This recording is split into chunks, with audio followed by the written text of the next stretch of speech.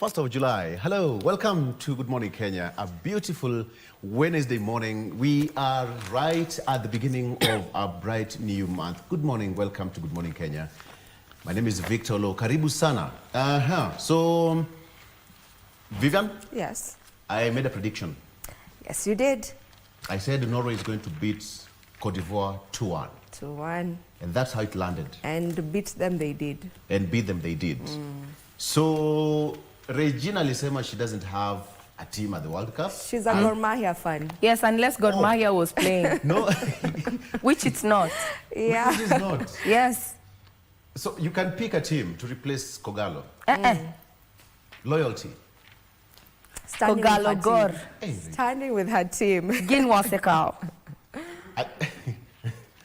But okay. Basically, what can you see so far? Round of 16. Now we are getting to the from round of 32. Now we're getting to round 16.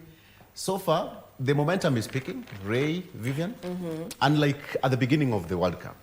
Yeah, I mean, at the beginning, it was kind of, was it really, people were feeling like they were not feeling the World Cup games as, as the previous World Cups. Yes. But I also tend to think that it's because of the timings.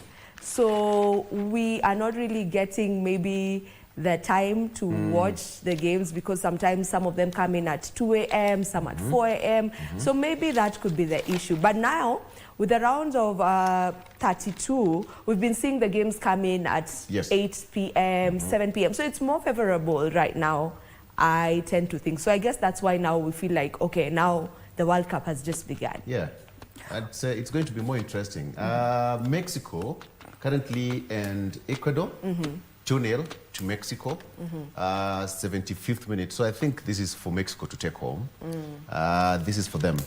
So we are here right on time for it. So let's wait and see how it's going to be. Let me weigh in, Victor, on the view of the World Cup. I may not be supporting any team during this 2026 FIFA World Cup, but I am happy that we are having what is said wild cards in the World Cup because you did not expect Paraguay to beat Germany, did you? No one saw that coming. I know. Yes. You know? That was quite a twist. Yes. I actually predicted that Germany was going to beat them. But things flipped. Also, the Netherlands not playing. That was also caught people off guard. We had some favorites with South Korea and Japan and all that stuff. Yes. So there's a lot that the World Cup is offering. And I really want to see who is going to carry the day because I mean, for Africa, I saw some comments when Cote d'Ivoire were playing and a majority of spectators and fans alike were concerned about the moves that were pulled by their coach there to bench one of their stars. And some of them coming out to say that that was a wrong move for such a particular game. There's also been conversation around the psychology of the game. Some coaches opting to rest their main players as they seed off or as they finish off with the round of 32, just preparing maybe to meet opponents they deem tougher. So there's a lot that is happening. They unleashed the superstars one by one. Yes. And I think that is why, look at even France, the way France played Sweden. France actually unleashed, if not 90%, but the best of their team. Yes. All right? That's why it was a one-sided game. Kylian Mbappe scoring 2 goals against Sweden. Yeah. It was crazy. And by the way, when we look at the top scorers right now, Ray, Vivian, Kylian Mbappe, 6 goals. So they are tying with Lionel Messi. Yes. Messi has 6 goals, and then Haaland has 5. So it's going to be an interesting one. It is. It's going to be an interesting one for sure. And today, DRC are playing, and they're playing against England.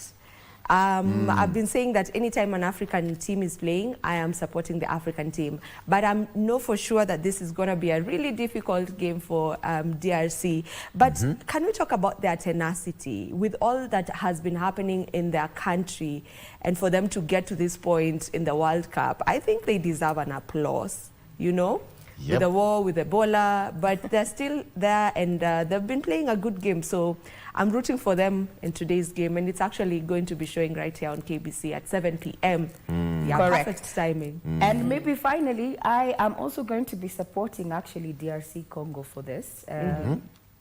For all intents and purposes, I really don't want it to come home. Yeah.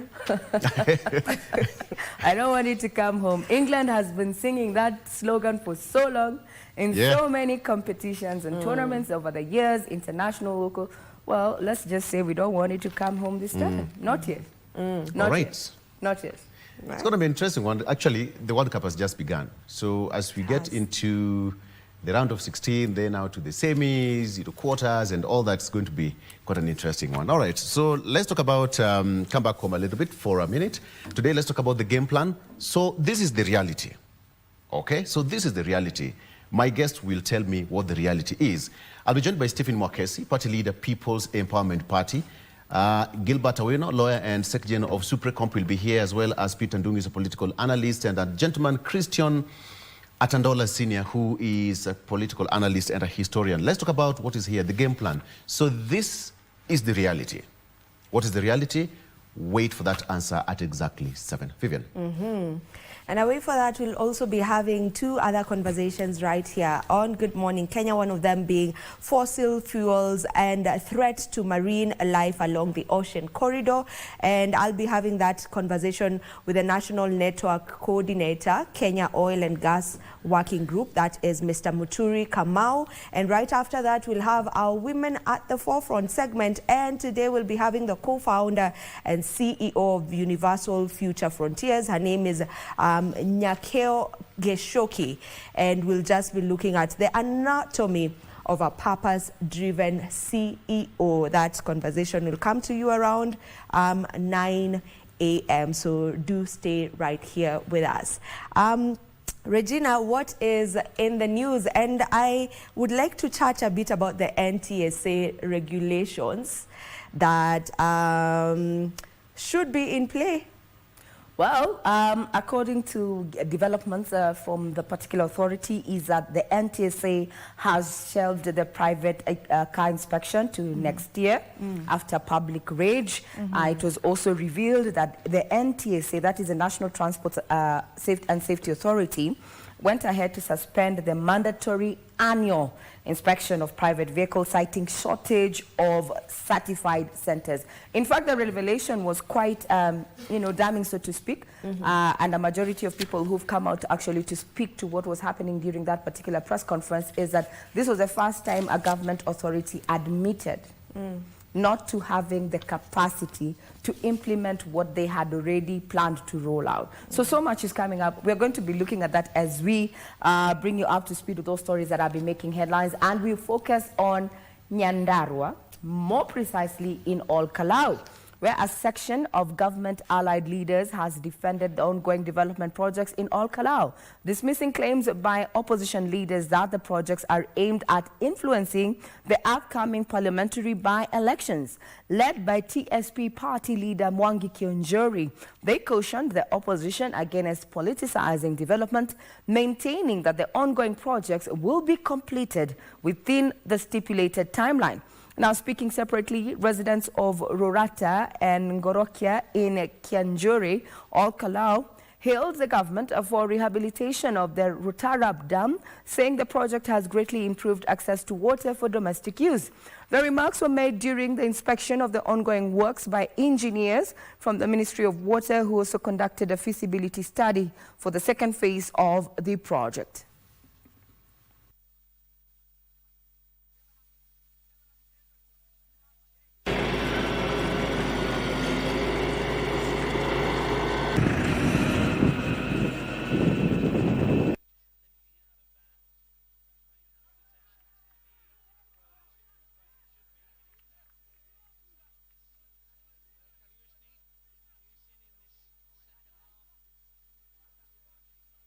Mtawadanganya kwa njia gani? Kama hata unachukia mtu jameni, si useme ile moja inafanyika, utamsukuma aendelee kufanya mengi. Tukiwa hapa Ngorika, sisi tumekuja hapa kwa maneno ya maendeleo.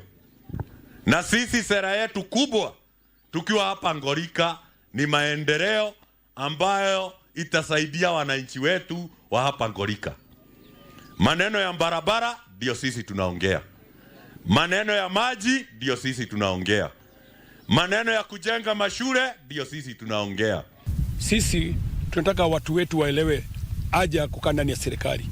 Ukiwa ndani ya serikali ndio kuna nguvu, ndio kuna fedha ya kuweza kuleta maendeleo katika vijiji.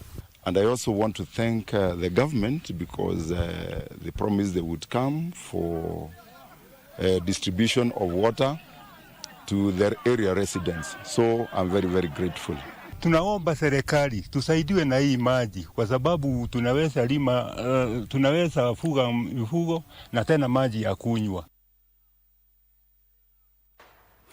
There's a lot of focus by government as well as the opposition in All Kalau there. We understand that by the weekend, All Kalau, we're going to be having the Cultural Tourism and Blue Economy Festival taking place from the 4th all the way to the 7th, where various government officials, including the Cabinet Secretary in charge of tourism, Rebecca Miano, visiting or rather attending that particular festival. We'll continue keeping tabs on what happens in All Kalau ahead of that by-election.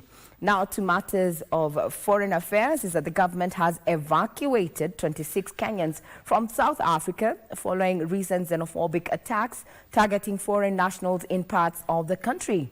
According to the Principal Secretary for Diaspora Affairs, Roslyn Njogu, the 26 are the first batch of evacuees, with other group of 63 Kenyans expected to arrive in the country later. The returnees are among more than 200 Kenyans who have registered with the Kenyan High Commission in Pretoria, seeking assistance to return home after expressing fears over their safety. The State Department for Diaspora Affairs says it will continue monitoring the situation and providing support to affected Kenyans abroad. This morning, we prioritized in our evacuation the neediest cases. So in that group, we had largely mothers with young children, women and children first, and then we do have others following later. We are coordinating with the South African government to ensure the safety of the Kenyans who have sought shelter and sanctuary at our High Commission and to ensure that they are safe as they move to the airport and then are evacuated here. That story found its way to the dailies there with quite the headline there. South Africa's migrant deadline sparks protests. There are brief outbreaks of violence in cities as shops remain shut. This was witnessed in Joburg as well as Durban, where hundreds marched and swathed in South African flags. The deadline to have undocumented migrants into South Africa was yesterday. That is the 30th of June, being that today is the 1st of July. And so much has been said in regard to that. So according to the report is that the immigration population stands at around 3 million or about 4% of the total. That is according to statistics from South Africa. A relatively low share as per global standards, but whether it's a low share, residents or South Africans feel that undocumented African immigrants should not be within the country. We'll continue keeping tabs on that as we keep track of the other 200 who are yet to make their way home there. Now, Prime Cabinet Secretary and Cabinet Secretary for Foreign Affairs and Diaspora Affairs, Dr. Musalia Mudavadi, has reaffirmed the government's commitment to strengthening regulatory institutions, saying that they are essential to protecting public confidence, democratic governance, and economic stability. Speaking during a consultative breakfast during the leadership of 25 national regulatory institutions in Nairobi, Mudavadi said Kenya's progress has been anchored on strong and credible institutions. Mudavadi said the Global Trust Summit is a strategic initiative aimed at moving beyond discussions in declining public trust to practical reforms that strengthen confidence in institutions. The CS challenged regulatory institutions to implement measurable reforms that promote transparency, accountability, fairness, and responsive service delivery. We must build capacity in the institutions that are regulators. In areas where there's no clear framework of regulation, those currencies are diminished. When you underfund the regulator, their capacity is diminished and their ability to do what they have to do is seriously undermined. The meeting, convened by the State Department for Foreign Affairs in partnership with Strathmore University, Konrad Adenauer Stiftung, and the Open Government Partnership, marked the first major domestic engagement ahead of Kenya's hosting of the Global Summit in September. The Principal Secretary for Foreign Affairs, Dr. Abraham Korir Singoei, said the summit demonstrates Kenya's commitment to rebuilding trust in public institutions.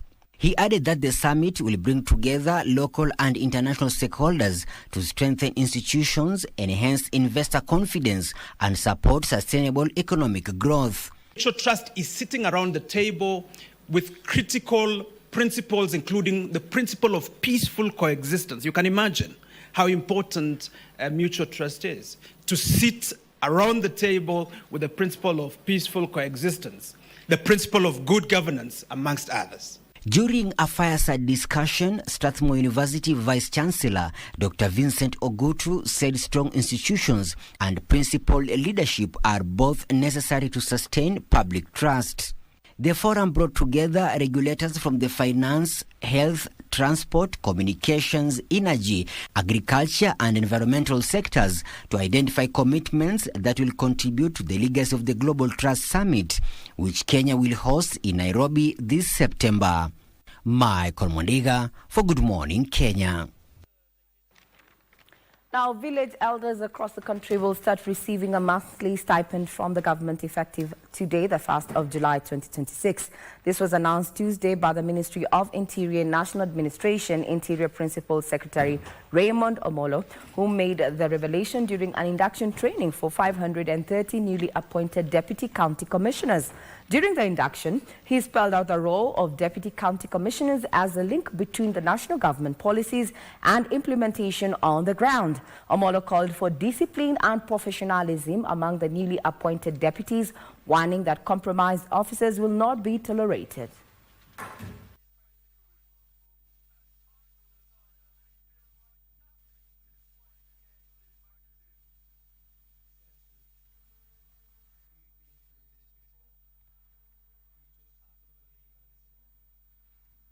Basically the face of government. When the public interact with you, how you treat them, how you speak to them, how you engage them, that is the impression they have of government.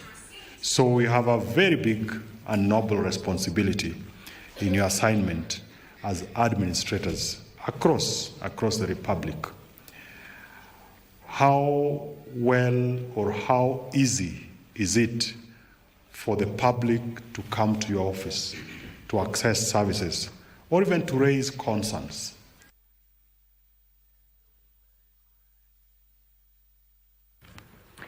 Now, efforts to enforce human rights and health standards within the correctional facilities received a boost on Tuesday, with the State Department for Correctional Services receiving a donation of 980 mattresses from the Office of the Deputy President.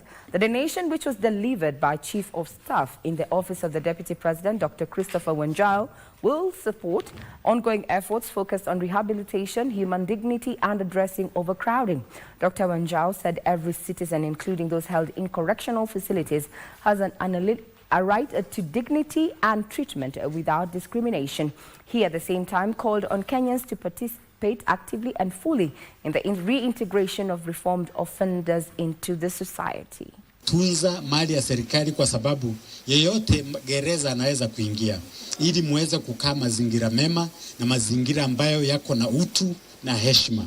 The Constitution pia ilitambua umuhimu wa human dignity, yeah, of all Kenyans, irrespective of where they are. Either wako huko nje ama wako ndani ya prison. kwa sababu pia kuwa ndani ya prison sio kusema you are not Kenyan, you are still Kenyans. And we would want this collaboration to continue in the rehabilitation programs, in the reform programs, in ensuring that these people are completely equipped and ready to be reintegrated in society as formidable citizens who can be and who are productive. Now, before we get into sports, I want to bring your attention to one of the top stories in the dailies this morning in regard to matters of justice, that is rogue officials to pay for abuses. And in a short, just to make it short from that, is that it means that the Court of Appeal has reaffirmed that the public officers who act maliciously or outside the lawful scope of their duties can be held personally liable for damages and awarded by the courts. Now, the ruling means that officials cannot automatically rely on government to pay compensation where they are found to have abused the public office. So it means, as a public officer, if you err in your duties, you are likely to carry the burden and not the taxpayers, as has been. Now we cross over to sports. The National Olympic Committee of Kenya, NOC, hosted a Continental Olympic Forum in Westlands, Nairobi, bringing together national Olympic committees from across Africa to begin preparations for the Los Angeles 2028 Olympic Games. The Olympic Solidarity Forum brought together African Olympic leaders in Nairobi to discuss athlete development, Olympic qualification, pathways, and high-performance programs ahead of the championships. Organized by the Kenya under the International Olympic Committee's Olympic Solidarity Program, the forum also provides an opportunity for delegates to share best practice, strengthen partnerships, and enhance sports governance across the continent. NOC says hosting the forum reinforces its commitment to advancing the Olympic movement while supporting Africa's quest for greater success at the Los Angeles 2028 Olympic Games. Together we can ensure that Africa arrives in Los Angeles stronger, better prepared and ready to compete with the distinction in the world's greatest sporting stage. The most important thing is that we are progressive and we want to see to it that our all sports, we participate in all sports, be it in the African, but African Games or Commonwealth Games and Olympic Games. We want to see now, as he has mentioned already, how do we increase the numbers of participants going to LA? And that's why now we want to see the pathways on how the qualification standards will be met, the rankings of our athletes, and to ensure that we maximize on those areas that we know that will increase the number of athletes that will be going to LA. Well, that effectively puts a cap on matters in the headlines this morning. Just to recap, what we are going to be following up on is, now that NTSA has suspended the private car inspection for the next year due to public rage, what is the way forward in that particular directive that was proposed and was to be implemented to ensure that we have a mandatory annual inspection of private vehicles there? Also, we're going to be keeping tabs on what is happening in South Africa. 26 Kenyans have already arrived into the country and 200 others are listed with the High Commission there in South Africa. We are also going to be looking forward to hear what the Education Ministry is saying in regard to the conversation, the proposed hike by secondary school principals to increase fees, the direction that will take. Should it have sailed in that particular proposal, it would mean currently the fees would go up by at least 43,000 shillings. So if you were paying around 53,000, you'd likely to be parting with 87,000 shillings there for secondary schools. That's a developing story that we're going to be keeping tabs on. And as far as the World Cup is concerned, Match 80 will be televised to you from KBC Channel 1 at 7 p.m. where DRC is going to be squaring it out there in the field, taking on none other than England. Will England be going home, or will it be bringing its cup home, as I say? Well, KBC Channel 1, your true sports partner. we'll be giving you that match live. 7 p.m. it is. I'm Regina Manyara. I effectively hand you over to my colleague, Victor Olo, for the next conversation, which you can be very much part of. Get us on X at KBC Channel 1.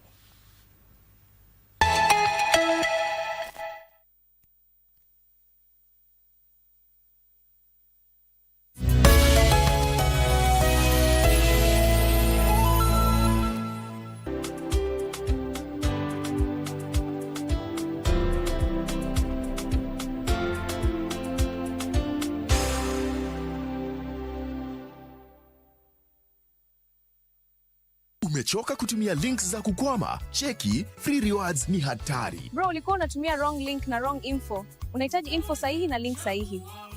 Ni time ya info sahihi. IEBC Continuous Voter Registration iko live. Mistari ndefu Z, hakuna cha wrong links. Main character energy unlocked. Right information, right direction. My vote is my ultimate choice. Jisajili leo katika ofisi ya eneo bunge, kituo cha huduma au Customer Experience Center iliyopo Anniversary Towers, Nairobi. Kuwa change, kura yako ndio future yetu sote. Sasa mume wangu anapenda sana World Cup. Watu huwa wanakuja. Previously nilikuwa nimewaona, nikawaambia don't come kwa sababu hiyo mpira ilikuwa inachezwa 2:00. And I told you and I made it very clear. Tulikuwa tumekuja kuona mpira na tukule kwa sababu ni kwa shemeji ya huyu. Na kwani kwenu hamnaga chakula na hamnaga TV ya kuona hiyo World Cup? Na wewe kwako hakunaga chakula hata wewe. Unajua mpira walisema it will bring people together. So tuliletwa pamoja mwisho. Wewe nyamaza. Wajulisha kuwa KBC inaweza watch for free. Yes, hawalipishi. Hawalipishi. Na mtu asumbua mtu. KBC inaidhinishwa kuonesha huo mpira mwanzo mpaka mwisho. Yeye anapata. Kama mkipenda hiyo TV, enda tune in KBC Channel 1. Na msipiganie.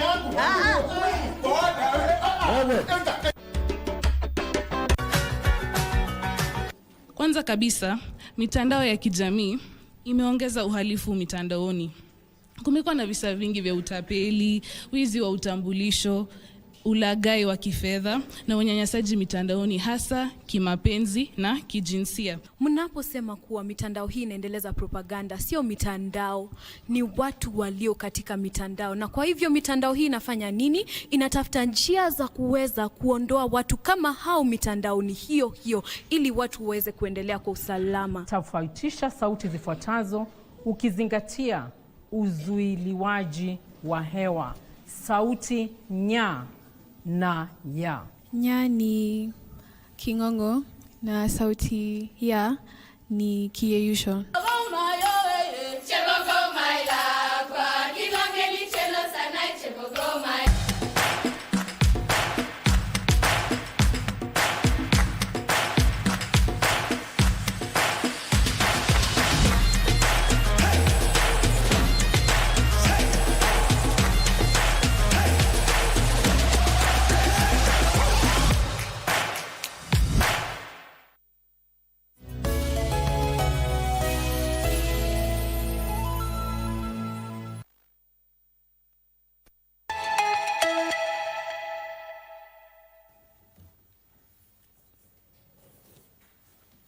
Very good. Welcome back. It's now 4 minutes past 7. Karibu sana to Good Morning Kenya. It's now time for us to get to the discussion, reminding you that today is the 1st of July 2026. Happy New Month, ladies and gentlemen, and fellow Kenyans. When you say fellow Kenyans, we all remember that sound, fellow Kenyans.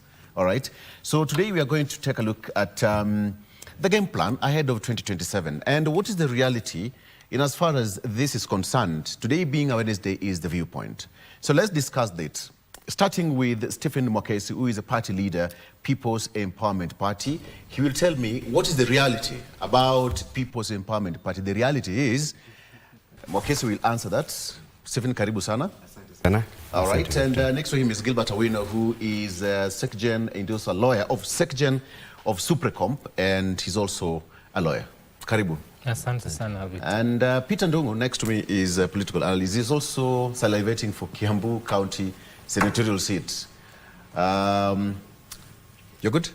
Jambo Kenya. Karibu sana. Thank you very much. And Christian Atandola Senior, political analyst and historian. Who is the junior? Christian? The junior is at home. I am the senior. This is a serious business.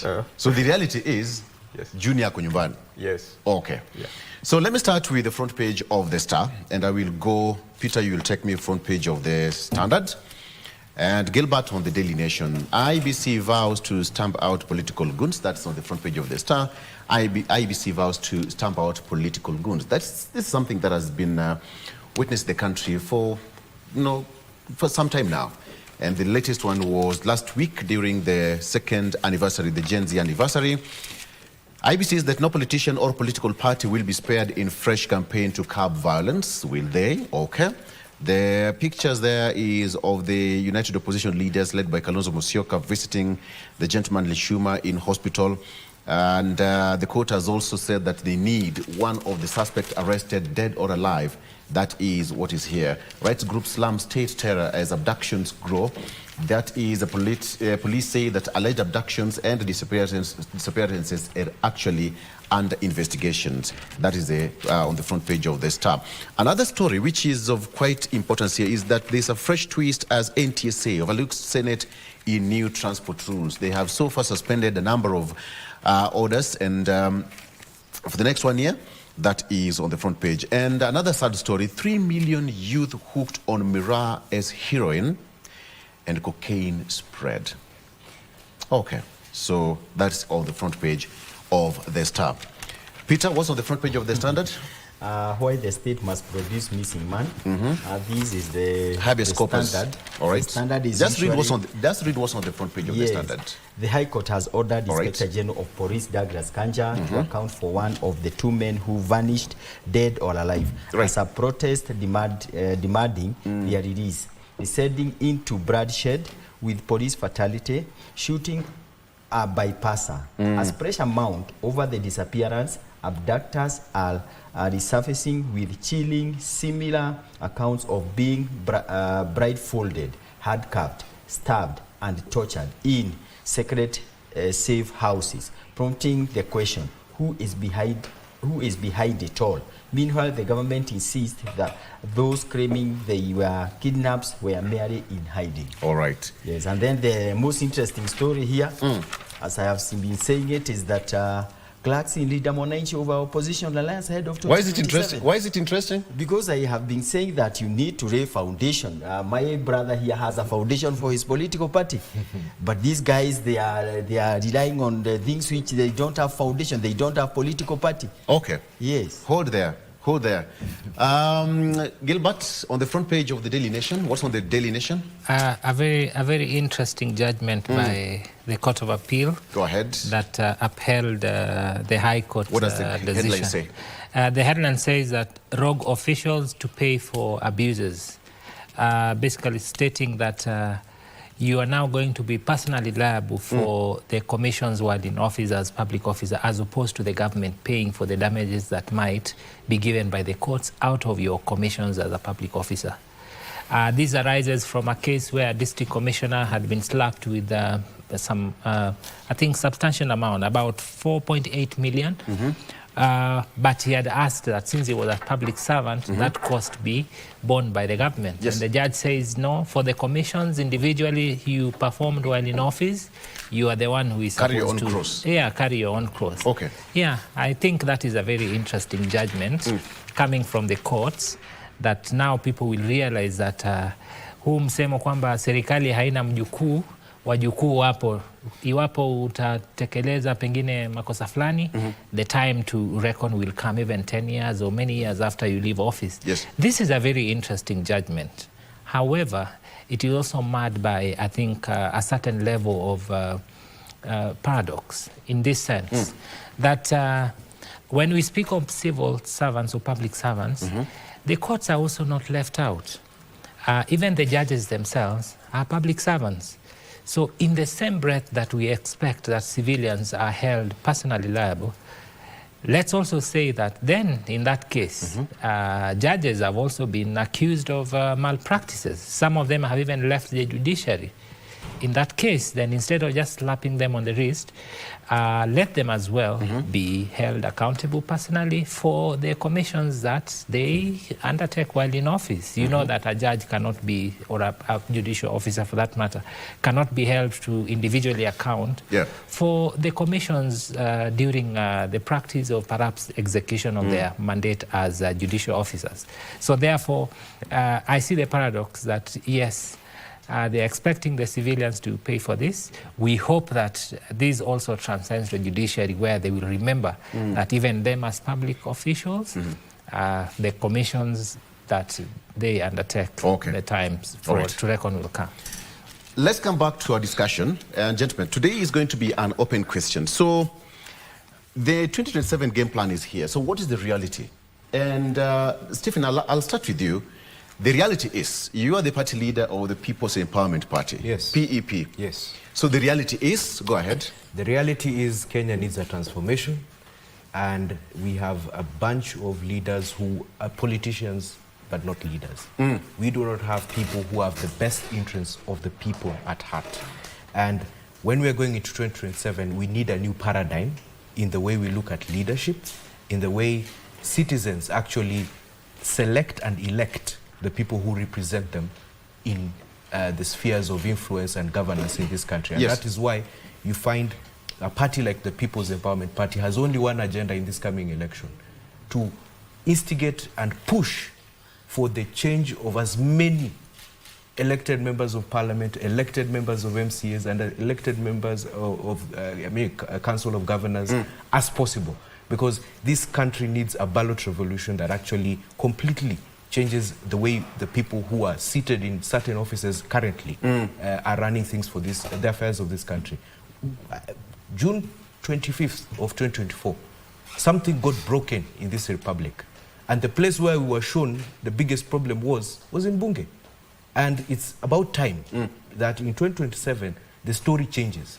That anyone who has ever participated in letting down the people of Kenya when it comes to issues, economic wars, when it comes to issues that are concerned with their rights, it's time for them to go home. And the People's Empowerment Party is the party that we are opening up for common mwananchi. Even you, Victor, jioni unafaa kuwa unaingia ground pia wewe, you get a ticket from PEP, and we make sure you are leading this nation as much as possible. The reality is the People's Empowerment Party is the vehicle that we are actually putting together to help people get into office. Are you associated with Linda Mwananchi?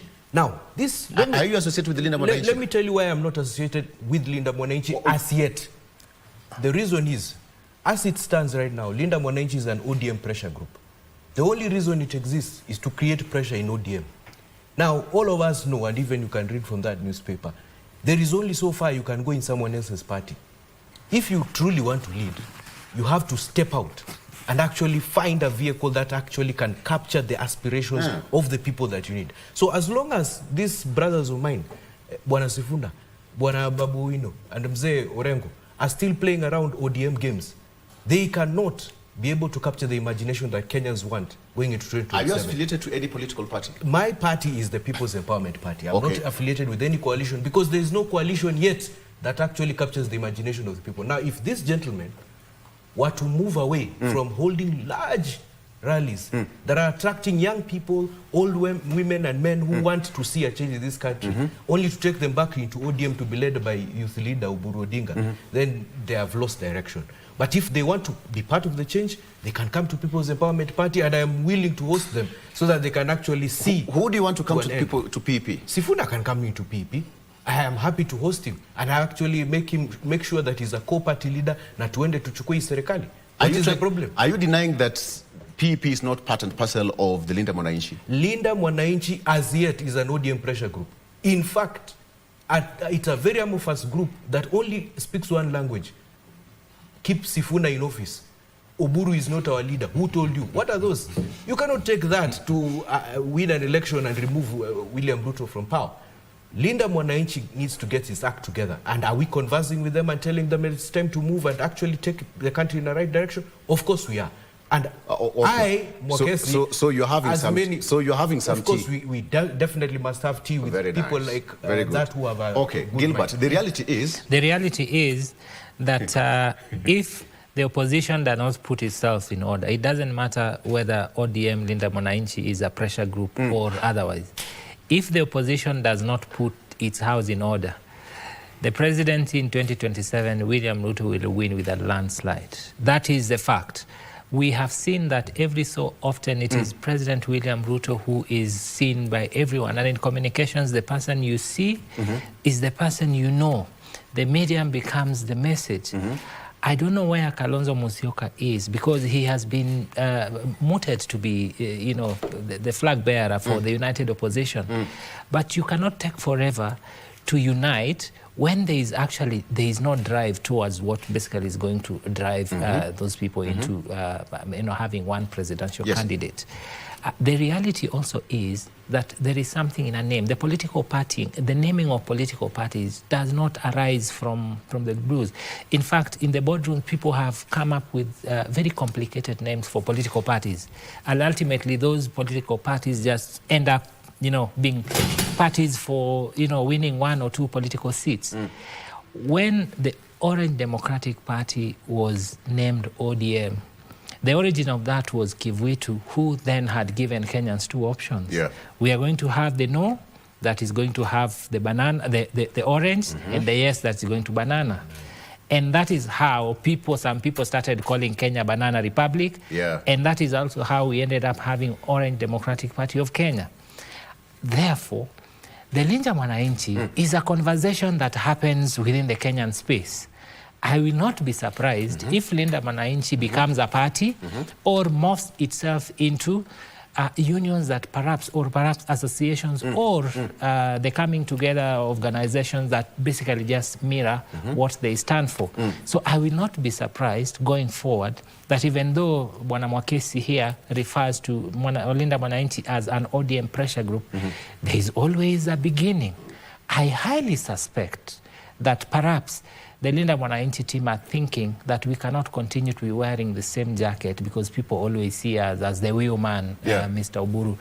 And therefore, ultimately, maybe he's preparing a ground for... I asked him whether they have he's preparing a ground for the disgruntled lady in another man's home. So ultimately, he's found a new bride, a new groom, and maybe I'm sure maybe a time will come when he will tell us that nimewakaribisha kwangu.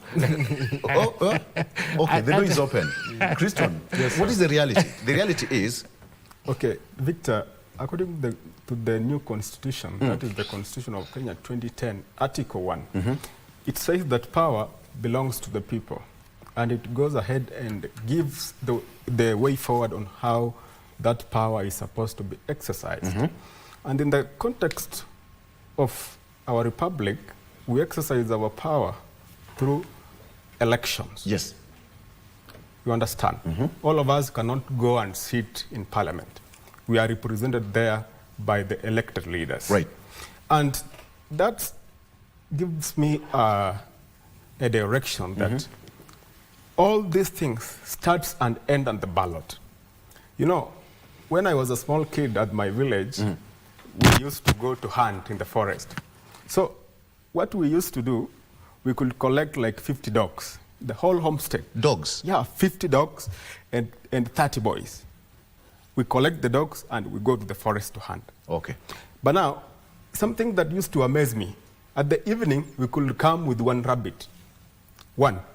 So we went to the forest with 50 dogs, 30 of us, and we only managed to come with 1 rabbit. But now, in the same wilderness, in the same jungle, we have animals like the lion, the jaguar, the leopard. When they want to catch a prey, they don't mobilize other animals. They go one to one. So, in the context of our Kenyan politics, Victor, William Ruto is a formidable candidate. William Ruto is a political heavyweight. I compare him to the jaguar in the wilderness. I compare him to the lion. But now, the opposition, it's like us, the 50 of us who could go in the forest and only catch 1 rabbit. And severally, the opposition principals have accepted that fact. Rigathi Gachagua said that, look here, if we don't unite, William Ruto will beat us. Kalonzo Musyoka said the same. The Linda Mwananchi, Sifuna said the same. So that tells you that even the opposition, they're not sure if they're going to take the government. So from where I sit, I see William Ruto as a lone ranger. Actually, he's a front runner. He doesn't have any serious competitor as far as the election of 2027 is concerned. So kazi ipo. Kazi ipo. Kabisa. Peter, what is the reality? The reality is, Kumi Bira break, His Excellency William Ruto is continuing all the way. There is no stumbling block. We are now talking about results and progress. The other day we saw the Gong Road. It's very beautiful. How I wish, Victor, you have passed there. I passed there this morning, and the place is beautiful. Taranta Stadium is beautiful. Go to Bomas International Conference Center. Thing is so beautiful. Mau Summit Road is still, results can be seen, is still progressing. Garana Kuraru resort can be seen. Go to every part of this country. The other day, I had a discussion with some of my fellow leaders, and we realized that out of 1,500 wards in this country, like 80% there is something going on. This government has not said that we are going to develop only this area. This government has said that it's going to develop the whole of this country. Go to Northeastern, which you used to call Northeastern, go to Mombasa, go to every part of this country. The discussion is results and progress. That's why we are saying that President William Ruto has the system, he has the plan, he has the plan most importantly, and he knows where he is. He knows where he has come from, and he knows where he is going to. And that's why people like us, me, I believe in him. William is one person who will not go blindfolded. William is one person who knows that I have to achieve this regardless of what. But I have to achieve whatever I promise Kenyans. Let me tell you, promise, a commitment is very, very important. And the UDA, the party I belong to, committed itself to Kenya through manifesto. One thing we are proud of today is that we have been able to implement manifesto word by word. We talked about uplifting the lives of Kenyans. We talked about assisting farmers. Fertilizer was dropped from 7,000 to 2,500. We were able to remove 7 million Kenyans from CRB. We have been able to transform lives of youths through Nyota funds, Hasura fund, so on and so forth. The results are addressed.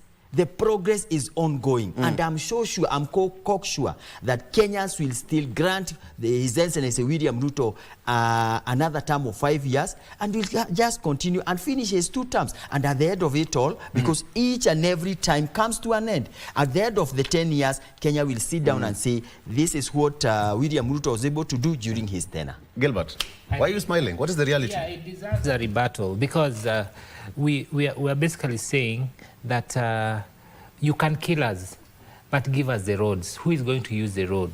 We are saying that you can have the best, stadia, but we are not going to use it when in our graves. I think the biggest responsibility we have as Kenyans is to hold the government to account. Some of the best, infrastructurally, sound governments are dictatorships. If you go to China now, I think it has the best infrastructure almost, I think, beyond our imagination. If you go to Rwanda, it's been said that Rwanda is one of the best, Silicon Valley of Africa. But what is the political, the human rights record in those countries? You cannot yawn, let alone, calling someone's name. You cannot yawn without paying the price for it. So for me, as far as I'm concerned, that President William Ruto, yes, has... there are a few things that are attributed to his government. But the reality, Mheshimiwa, is that, Nyota Fund is a World Bank project. It's not the government. The president just, patched onto it, and that must be, put to record. 2, the government has its, functions. The Kenha has what it's supposed to do. Kenyans pay tax, and we expect it to do what they're supposed to do. We have gotten to a situation where even when, let's say, Safaricom does something, the president will come and lay claim to it. any government institution that does what is constitutionally mandated to do, the president will come and, you know, show you, see what I've done. Well, you can give it to him because we are in a presidential system, in all fairness. But I think it is also good to see the other side. I am so saddened that we continue to see, you know, abductions. We continue to see resistance towards, you know, public protest. Yes, in the past we have seen, you know, tear gas canisters being lobbed at protesters, but it has taken a new dimension where people just, you know, you go for protest, but people come as civilians, maybe purporting to be part of the protest. Before you know it, they bundle you into even the cops, the senior cops have been actually made, you know, into elegant protesters. When you have a protest in town, you will see, I saw Mr. Langat, the DIG, also, you know, asking askaris, I can see you're doing a good job. But what is the message they're passing? They're passing this message that protest is not allowed. If you come here, we will deal with you. So I think for us, what has been done has been done. But I think there is nothing more sacrosanct than human life. In answering the question of what has really happened to Kenyans. For someone asking you to bring down the cost of living, they disappear forever. For someone saying this budget is really, I mean, this financial bill does not reflect what I put you in office to do, then that person disappears. So I think while the proponents are happy with what has been done, our role as citizens is to say, meet us our point of need. And life to us is more sacrosanct than anything else, because a dead man cannot use a stadium, a dead man cannot use the Ngong bypass, a dead man cannot transport themselves from Mau Summit to Nairobi and vice versa. So life is more important. What is this dead man now? I'm wondering, who is this dead man? Because now the reality which is there. Who is the gentleman? No, I'm wondering, he's talking about the dead man. Oh, yeah. Because now he's trying to confine and to try to divert their attention. Because I think we have done beyond their expectation. Kenyans did not expect that this can be delivered by a reader at this particular time. Remember, Go to Taranta Stadium there. Remember, that is his value. Yeah. What I just want to put it very clearly that us as the UDA government, Kenya Kwanza, we have delivered. We have transformed life. And our mandate to Kenyans is one. Transform life, deliver.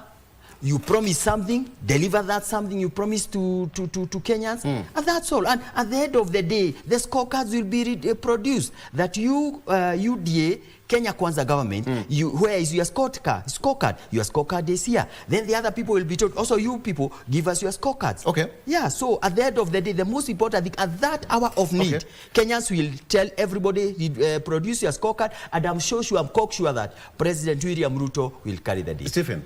Yeah, I am very surprised what I'm hearing today. I am flabbergasted that when you ask the reality is, everyone here would say one term. But everyone went and started saying things that are not true. Is it the case? One term or two term? The reality is, as it stands today, William Ruto is going home by August 10th, 2027. And it's not the doing of anyone else except William Ruto.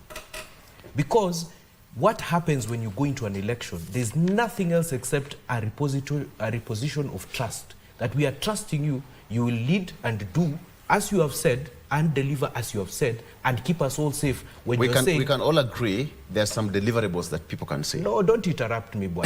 Let us be real. Just asking. Building a road is something we can as well see some things. Let us be clear here. Building a road is what every president is supposed to do. There is no president who we put in office expecting him to not build a road. We expect a president to build a road. So when you build a road, don't come and give us so much news that I have built a road. No, this is why we're expecting you to do.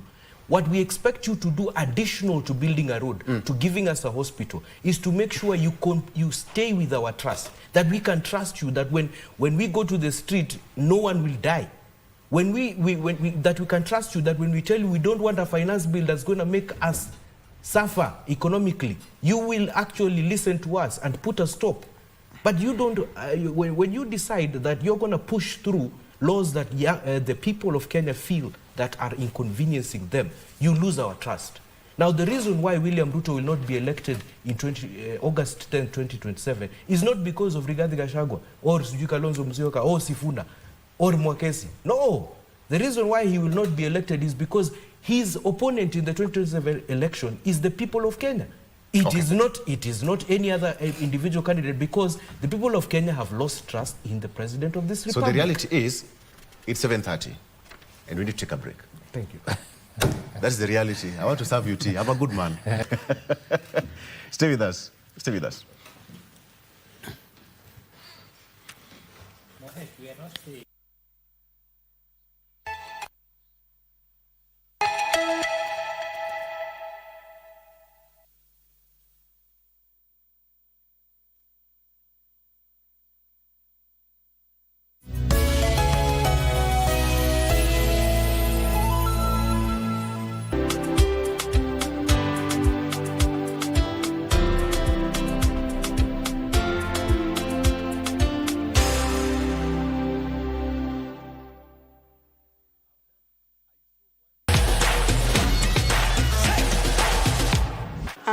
Cheryl Dennis, natoka Nairobi.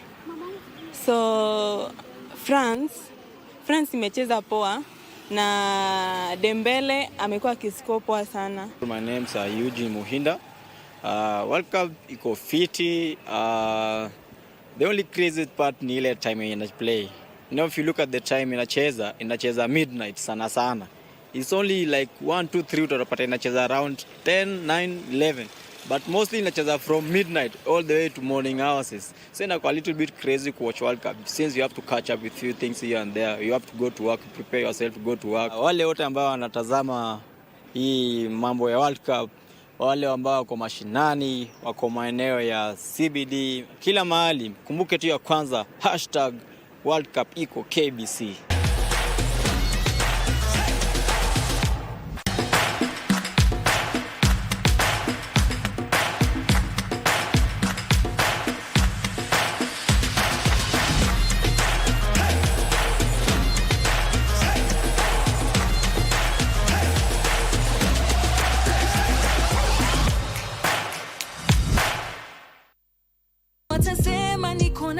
Kazi ni kuingia, kuchukua mtoto, alafu basi unatoka clean.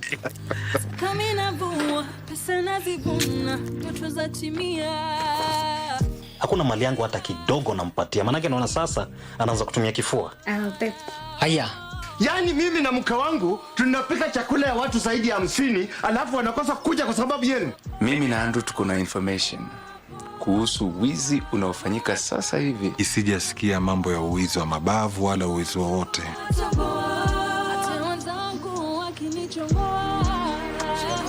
Unajua Biblia imekataa talaka kabisa. Sema chenye ilikuleta hapa kisha uondoke. Nani angefikira Timandi ni tepe Andrew mpaka akona kizi zake za nyumba yake.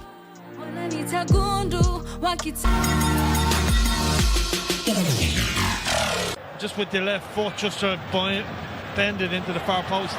Johnny Ito, good break by and brought down out of the area. Free kick Japan. What a position for it too. Yellow card as well for Cunha. Japan accelerating. Yeah, Ito drifting in off that right-hand side, and he done really well. He just dribbles that, and Casemiro takes one for the team. And this is my concern about this Brazil team at the start of the game. Are they strong enough in the centre of midfield defensively? And the last thing, Casemiro trying to do something down the right-hand side here, and that'll be a free kick, will it? Yes, it will. And it's a yellow card for Jinosuke Suzuki. Sometimes we don't give referees enough credit. He just remained calm, doesn't he, in terms of decision-making. It's a definite free kick. It's a definite yellow card. Nothing rash from the referee. Takes his time. And Japan have to defend this set piece. They're getting cut out.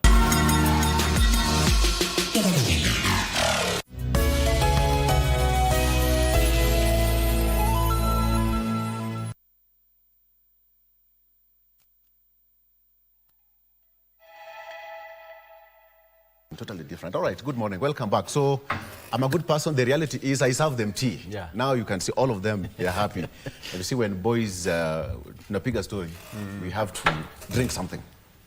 In this case, we are taking tea. Why are you smiling, Gilbert? I say you are drinking something. This because is tea. It's coffee. Yeah. I don't know whether they put coffee for you, whether they put tea for you, and why okay. You know, Victor, I've listened to the party leader, is saying, you know, our politics does not start and ends with slogans. Saying 2-term, 1 term will not solve our problems. In politics, there is something called the political trends. Globally, political strength. Trend. Okay. Yeah, political trends. Globally, the probability of an incumbent president to be re-elected now, as we speak, stands at 65%. That is to say, if you pick 10 presidents across the world randomly, 7 of them will be re-elected. If you narrow down the probability to Africa, the probability is at 80%. That if you randomly pick 10 presidents in Africa, at least 8 will be re-elected. Now, if you narrow it down to East Africa and Kenya, actually the probability is 99.9% in East Africa and in Kenya. Because where do you get all these statistics from? It's there. It's shocking. It's there. You know, politics is a science. Which one? Politics is a science. It includes numbers, it includes research and logic. Okay. Yes. I think Kenyans deserve better, particularly when we come here and blindfold them into such kind of slogans. Where is Africa? The convenience of Africa. When it is convenient for us, then Africa is one. When it is not convenient, then we compare ourselves to UK. When it is convenient, we compare ourselves to US. Why don't we just say that we are comfortable with what happens in China, where you're the president for as long as you like, or Museveni is, our paragon of democracy, or Kagame for that matter? Why are we not comparing ourselves to South Africa? They have had a president who never did a term. Why are we not comparing ourselves to the US? Because we are saying we are moving to the first world. Right. There are presidents who have done 1 term. Yeah. For instance, Trump did 1 term. He just came back the other day, and many others in history. You saw what happens further down in, I think it's Zambia. We have seen presidents losing elections. But when it is convenient, Kenya, by the way, if you travel, my dear brother, to African countries, you come and appreciate that. Kenya should not even compare itself to many of those African countries you speak about. They look at Kenya to be able to... Okay. Let's bring this discussion to another level. The reality is there is the new voter who is coming to influence the next general election. We have got perennial voters who've been there. Mwakesi, you belong to the old guard, who've been voting. But there is that new voter who is being fronted to vote in the next election, the Gen Z. They had their 2nd anniversary last week on Thursday. We cannot assume and we cannot ignore these people. So the reality is Gen Z got a power to influence election come next year. True or false? What's the reality? 100%. I'm in whichever way. I'm with you on the fact that the Gen Z will influence this election because they read the Constitution not from a perspective that our brother here is reading it, but from the perspective that it says, every 5 years I get a chance to get the leaders that I want. And that's what's going to be the defining factor. So I think in this 2027 election, this Gen Z will bring us back to the reality that we do not have to stick with mediocrity in terms of the leaders that we have chosen last election. You can actually cause a change and have the leader that actually caters to your needs. My brother here is going to remove a UDA senator in Kiambu, right? Because he believes that he should be the change that Kiambu people need.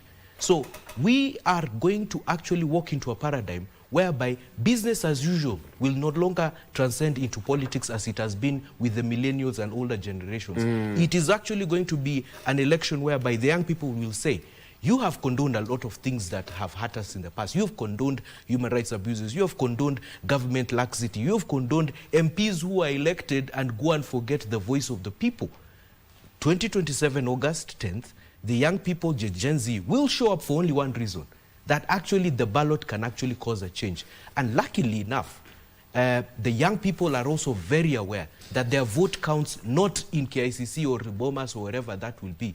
Their vote will count at the polling station. And these people have shown us that not only will they be voting, but they will protect that vote. it will be the first election whereby guarding a vote will not depend on whether the party has money to spend in that region, but how effective you will be to make sure those young people don't take photos of the polling results as they are posted up by the polling station manager. Because at the end of the day, they want to guard what they have voted for. So this Gen Z, don't look at it as a matter of vibes and kelele and looking bright in the scene of things.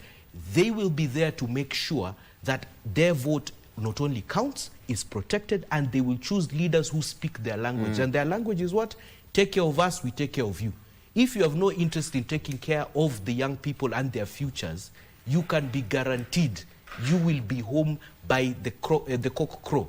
Because you will not be cocksure like my brother here that somebody will get re-elected. You will have to actually deal with the fact that you will go home if you do not actually speak the language of the young people, the language of the promise of Kenya in that constitution. So those, my people called Gen Z, are the guarders of this constitution. They are the people who will implement the constitution 2010. We've done a terrible job of implementing this constitution.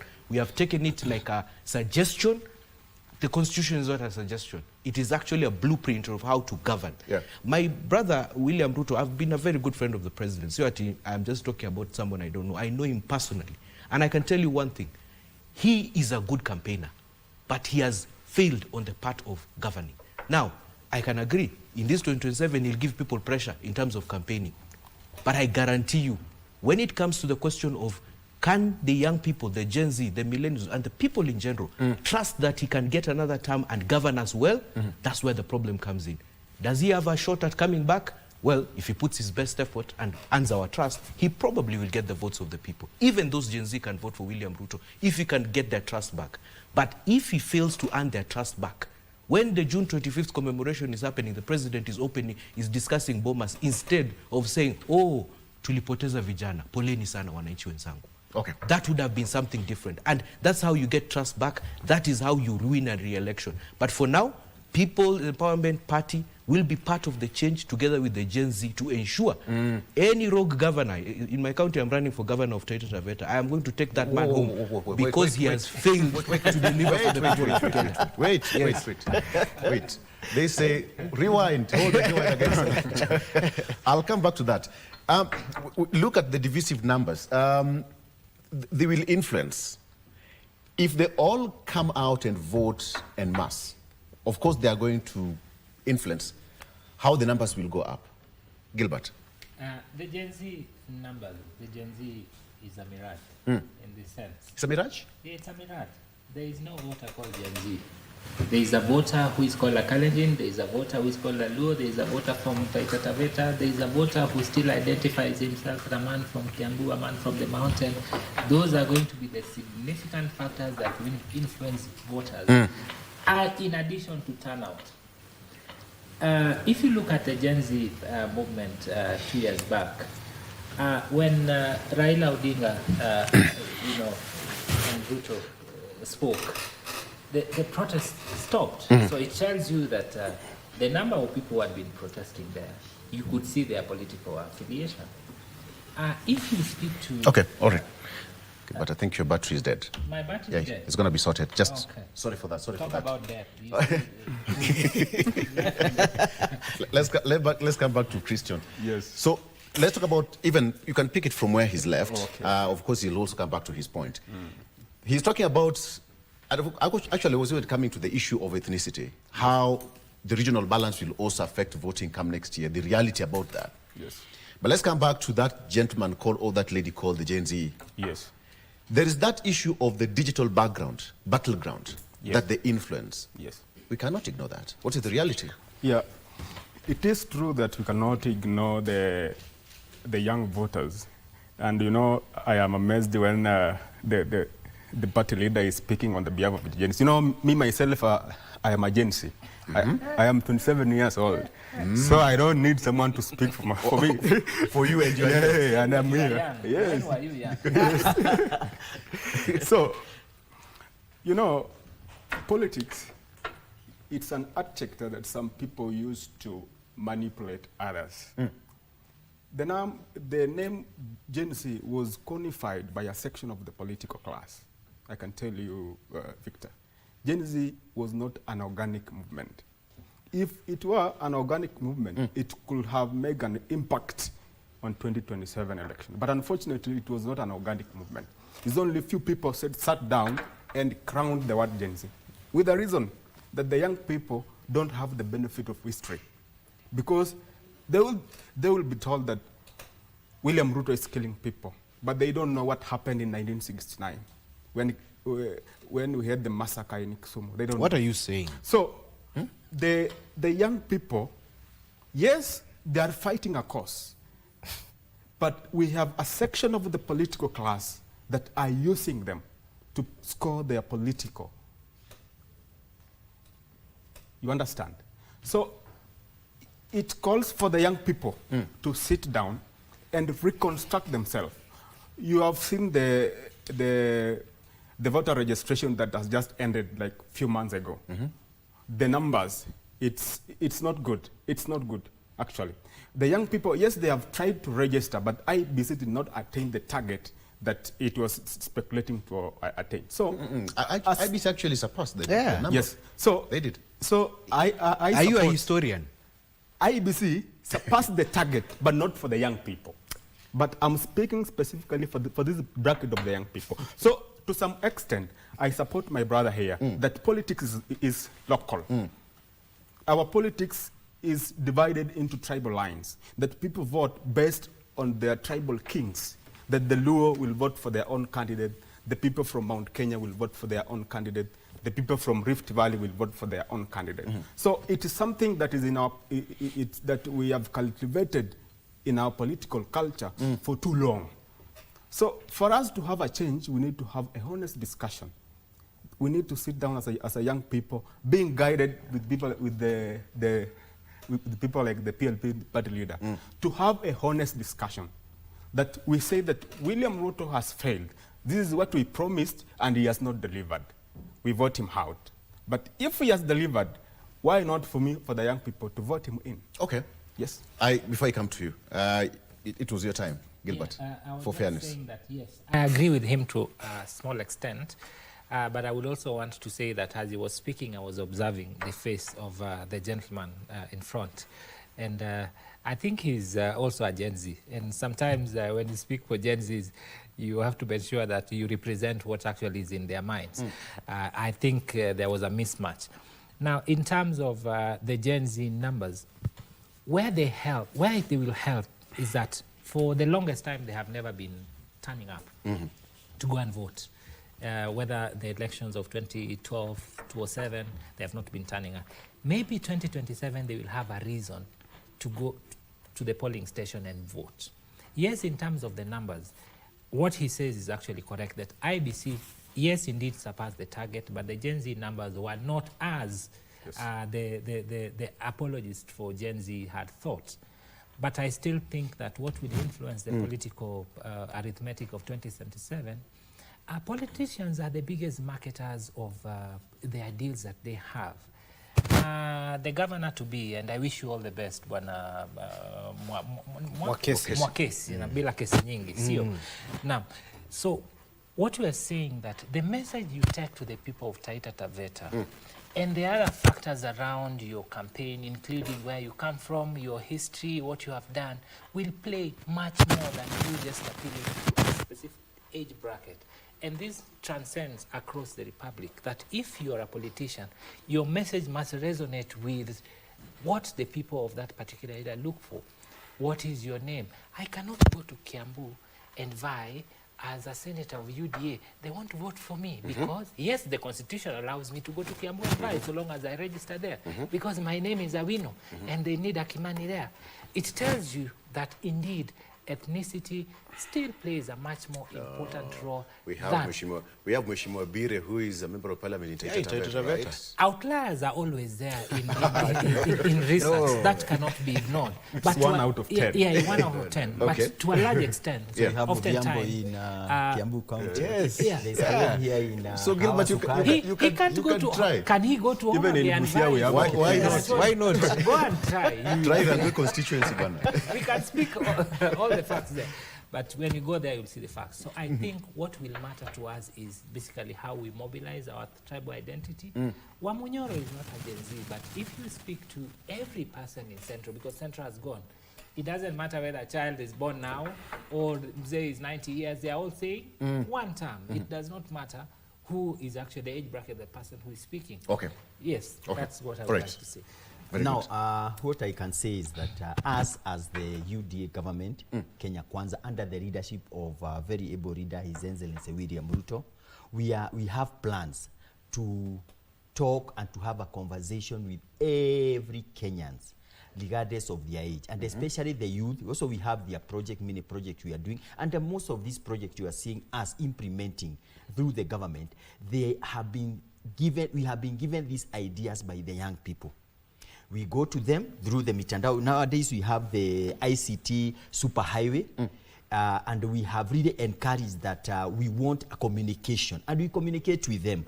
I think sometimes they have a conversation most of the nights. There is that, which we also attend and listen to what they are saying. And remember that most of these meetings, they are started and supervised by the same young people. Sure. And we go there and we listen to them. So we have been having a conversation with them. And what I know is that at the end of the day, if you are talking with somebody and you are asking yourself this question, you are being told to do this, you're also telling them, for me to do this, please assist me do this. So what I know is that the big number of our young people who maybe I'll call Gen Z, will support His Excellency William Ruto. Because, for example, like what I have just indicated here.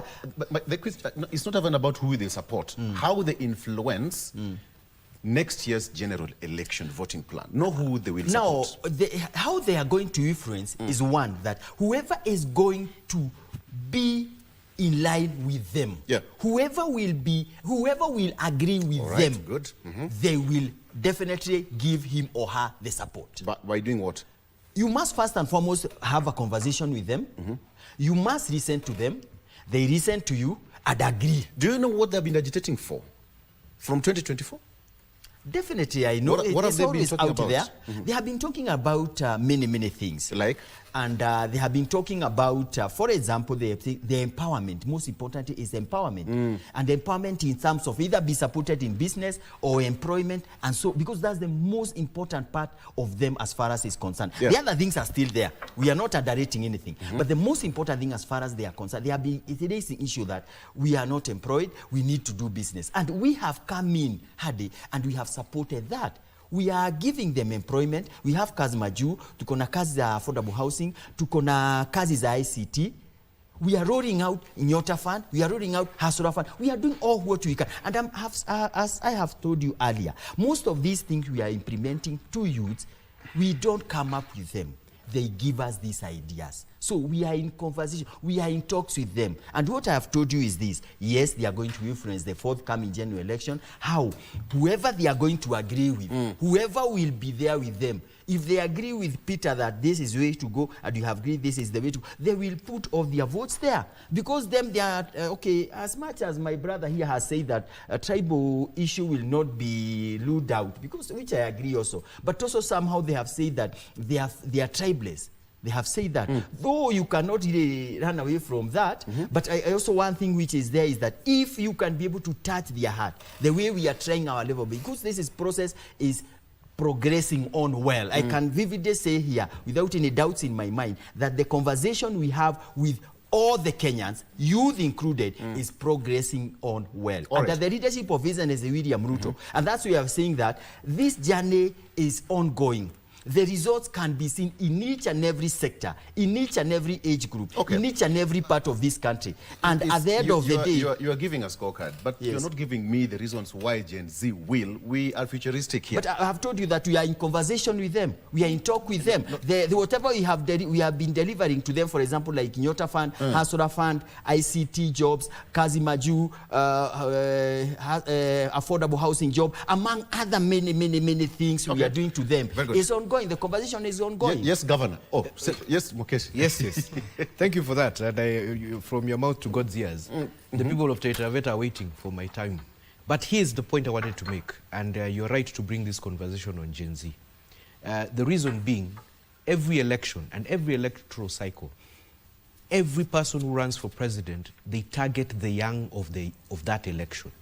And the young of this election are called Gen Z because of the time period that they were born, right? Nothing more. Now, that doesn't mean within the Gen Z, you will not find individuals who hold a contrarian view like my brother here and revisionists of history who say that if someone was killed in 1969, it's okay to kill in 20... You know, those are... No. Just let me prosecute my point. I did not say so. The point that we're trying to say is that amongst the young, everyone will try and make their case.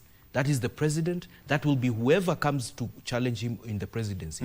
And the reason being, the young energize the elections, right? They're the ones, when you capture their imagination, they amplify what you have said to them.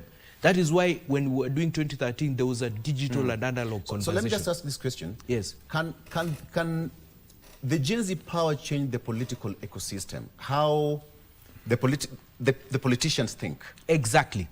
They create the momentum. I'm saying this in this way. There was a picture that was so powerful when William Ruto boarded a wheelbarrow and sat in there and did this. And immediately, the young people felt, we want a president that connects with us like that. Everyone knew he's older than them. But the moment the young people latched into that image, he came to their level. They only sang William Ruto until he won the election. That is what the power of young people can do. And this is why you have to be absolutely careful with how you message. You have to be absolutely careful with how you capture their imagination. And you cannot condemn. These young people are living at a time whereby, you know, when us guys were growing up, a story could be told today, you will hear it after 5 days. These guys, the moment it is said, in less than 30 minutes, it's on their phone. And they're forming an opinion. The digital background. Exactly. And their phones have memory. So whatever you said that did not make them happy 3 years ago, they're remembering it today. And that will be a very big factor. So when people imagine you can wish away the Gen Z, you are actually making a mistake. And again, the Gen Z have made sure that their age, the way they've been categorized in terms of their age, has transcended to all others. There are Gen Zs who are 80, who are saying, I'm Gen Z because why? Ujana uko kwa roho. It is in the spirit. So if the spirit of Gen Z is what is being sent out to everyone, that is what will be captured. So you have to capture the Gen Z. And the party that's doing that is pretty. Right. Okay. Yeah. I'll treat that as a closing remark. In 1 minute, 1 minute each, we have 3 minutes to go. Yeah. What is the reality in your closing remark? The reality is we are Gen Z when it comes to the music we like, when it comes to the youth energy, when it comes to the things that identify with the heart of the youth. When it comes to politics, it is all factors come to play. From the young, nobody can be ignored. Each plays a significant role. But the Gen Z will not come as an isolated block to influence the election. They will fit into already, segmented factors that someone as a politician must always look into to be able to win at the elections. If you look at the Gen Z itself as tribeless, you're cheating yourself. A Gen Z is still a Gen Z from Kiambu, from Molo, from Masai. That has never changed. That's what I want to say. Very good. Yes. Senior. Yes. Victor, our politics, as I said, our politics is local. That's why even during the demonstration, you see that we have demonstration in Nairobi, but some parts of the country, like Kisumu, in Kakamega, we don't have those demonstrations. It's because of the tribal alignments. So for me, I'll say that, yes, the voice of the young people need to be heard. And I call upon this government to at least before 2027 to call a mega rally of the young people so that we can sit down together, talk to the president so that they can air out their views to the president. Because the last time the president was on X, you remember during the 2024, the president was on X with the young people, but that was an online meeting. But I request the government to have a physical meeting with the young people so that we can hear their voice. Thank you. Yes. Kiambu, wanakutazama? What is the reality? Yeah, the reality is that we are working very hard because it's not yet over until it's over. That's what I believe in. And we have the plans. We are implementing the President William Ruto's plans of talking to the people and going to the people mashirani kule, listen to the people, have a conversation with the people. Don't go there with built mind. We have been instructed that go to the people out there and have a conversation with them. Can you hear? Can you listen to them? Because you are going to learn what they need when you listen to them, not when you talk to them. So we have been instructed by His Excellency William Ruto. Go out there, as much as you are telling people are scorecard, also listen to them. And in fact, like today I have learned a lot from the party leader.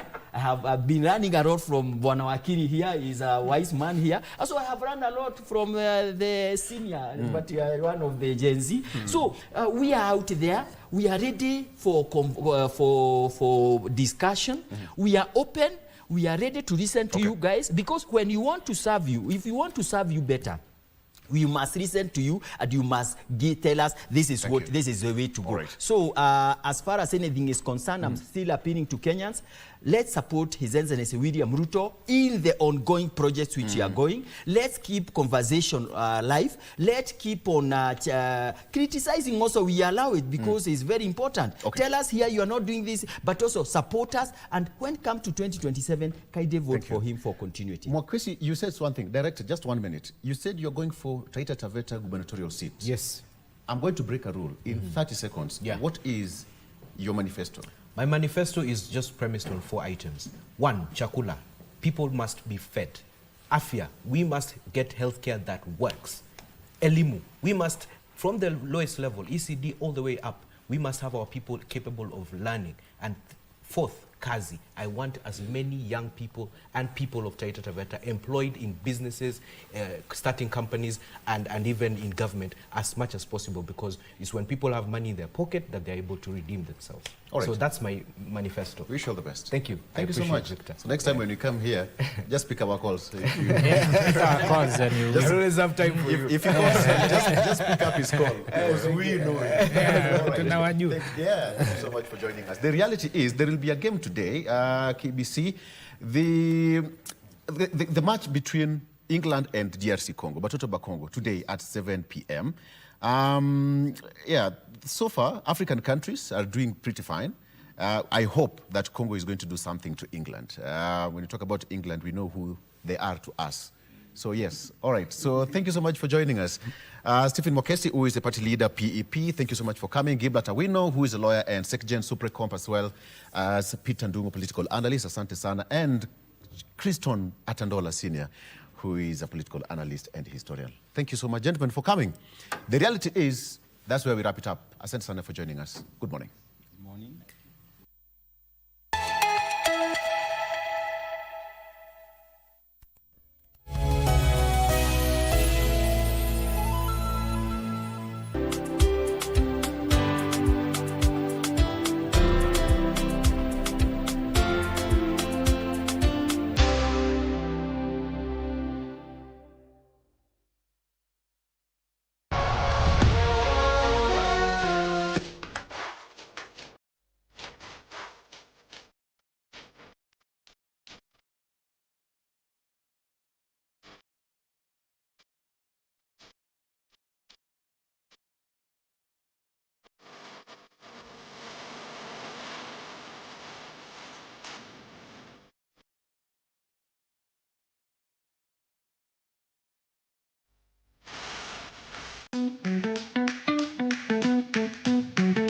This is not your ordinary heart and soul.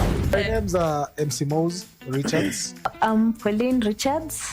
Tulipatana Dando back in high school. Mimi nikakuwa tu naona kadem kapumpum kako pale. Sikuwa najua kuna that interest. Makosa kakafanyika. Form 4. To be precise. Naenda kufanya mtihani. Ati akuruka na kukubali. I got another lady. Tuko kwa group ya WhatsApp. Msichana ameadiwa. Kaslide kwa DM. So kufika kwa gate namuona and I'm like, Nilishtuka. Me just wanted him to come and meet watu oi. It took our son. Akamwambia me, I want to reunite with mom. Dem, siku ya harusi pia alitokelezea. Mwingine. Akasema we. Hakuna heartbeat. Akaanza kulia. Mimi na scream.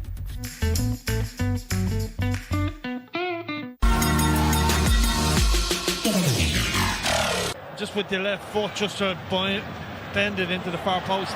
Johnny Ito, good break by and brought down out of the area. Free kick Japan. What a position for it too. Yellow card as well for Cunha. Japan accelerating. Yeah, Ito drifting in off that right-hand side, and he done really well. He just dribbles that, and Casemiro takes one for the team. And this is my concern about this Brazil team at the start of the game. Are they strong enough in the centre of midfield defensively? And the last thing, Casemiro trying to do something down the right-hand side here, and that'll be a free kick, will it? Yes, it will. And it's a yellow card for Jinosuke Suzuki. Sometimes we don't give referees enough credit. He just remained calm, doesn't he, in terms of decision-making. It's a definite free kick. It's a definite yellow card. Nothing rash from the referee. Takes his time. And Japan have to defend this set piece. They're getting cut out.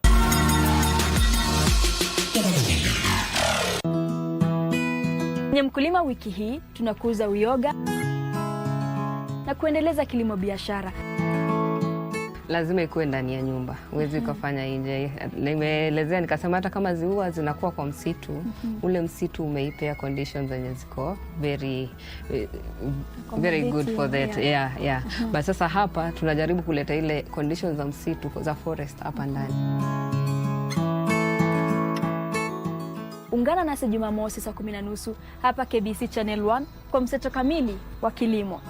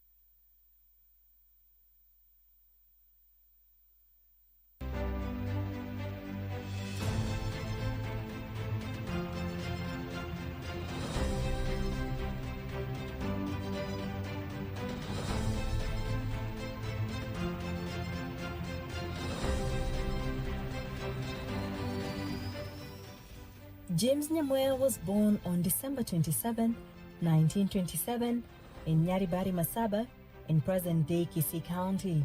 He studied at Nyanchwa SDA Primary School, Kamagambo Mission School and Kisii Secondary School before traveling to London in the 1950s to study law at King's College. While in Britain, where he briefly practiced as a barrister, he interacted with future independence leaders including Mwai Kibaki, Munya Wayaki, Jean-Marie Saroni and Matthew Guy Muli. On returning to Kenya, Nyamwea first worked in the colonial administration before resigning and opening a private law practice in Kisumu with support from Jaramogi Oginga Odinga.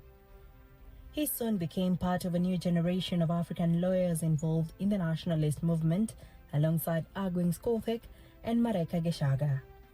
During this period, he represented Odinga in a sedition case and reportedly wrote to the Queen of England protesting the treatment of Africans in colonial Kenya.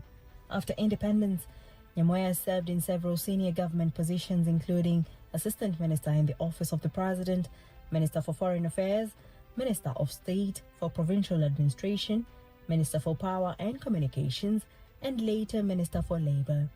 At the same time, alongside Mwai Kibaki and Tom Mboya, he contributed to drafting a sessional paper number 10, which guided Kenya's early economic policy.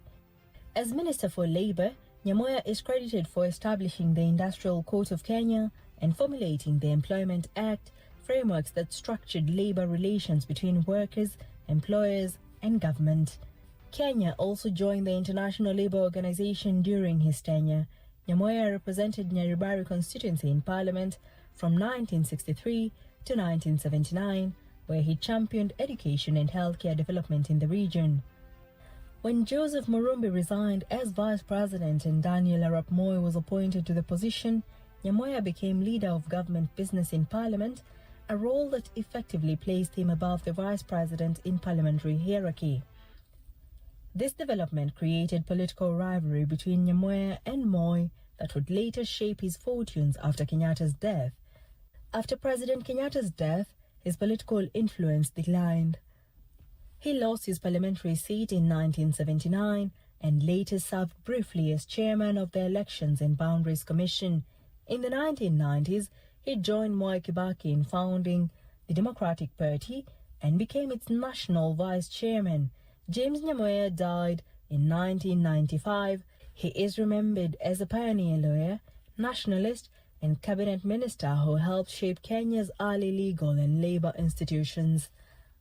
Jackie Wambiru, The Cabinet.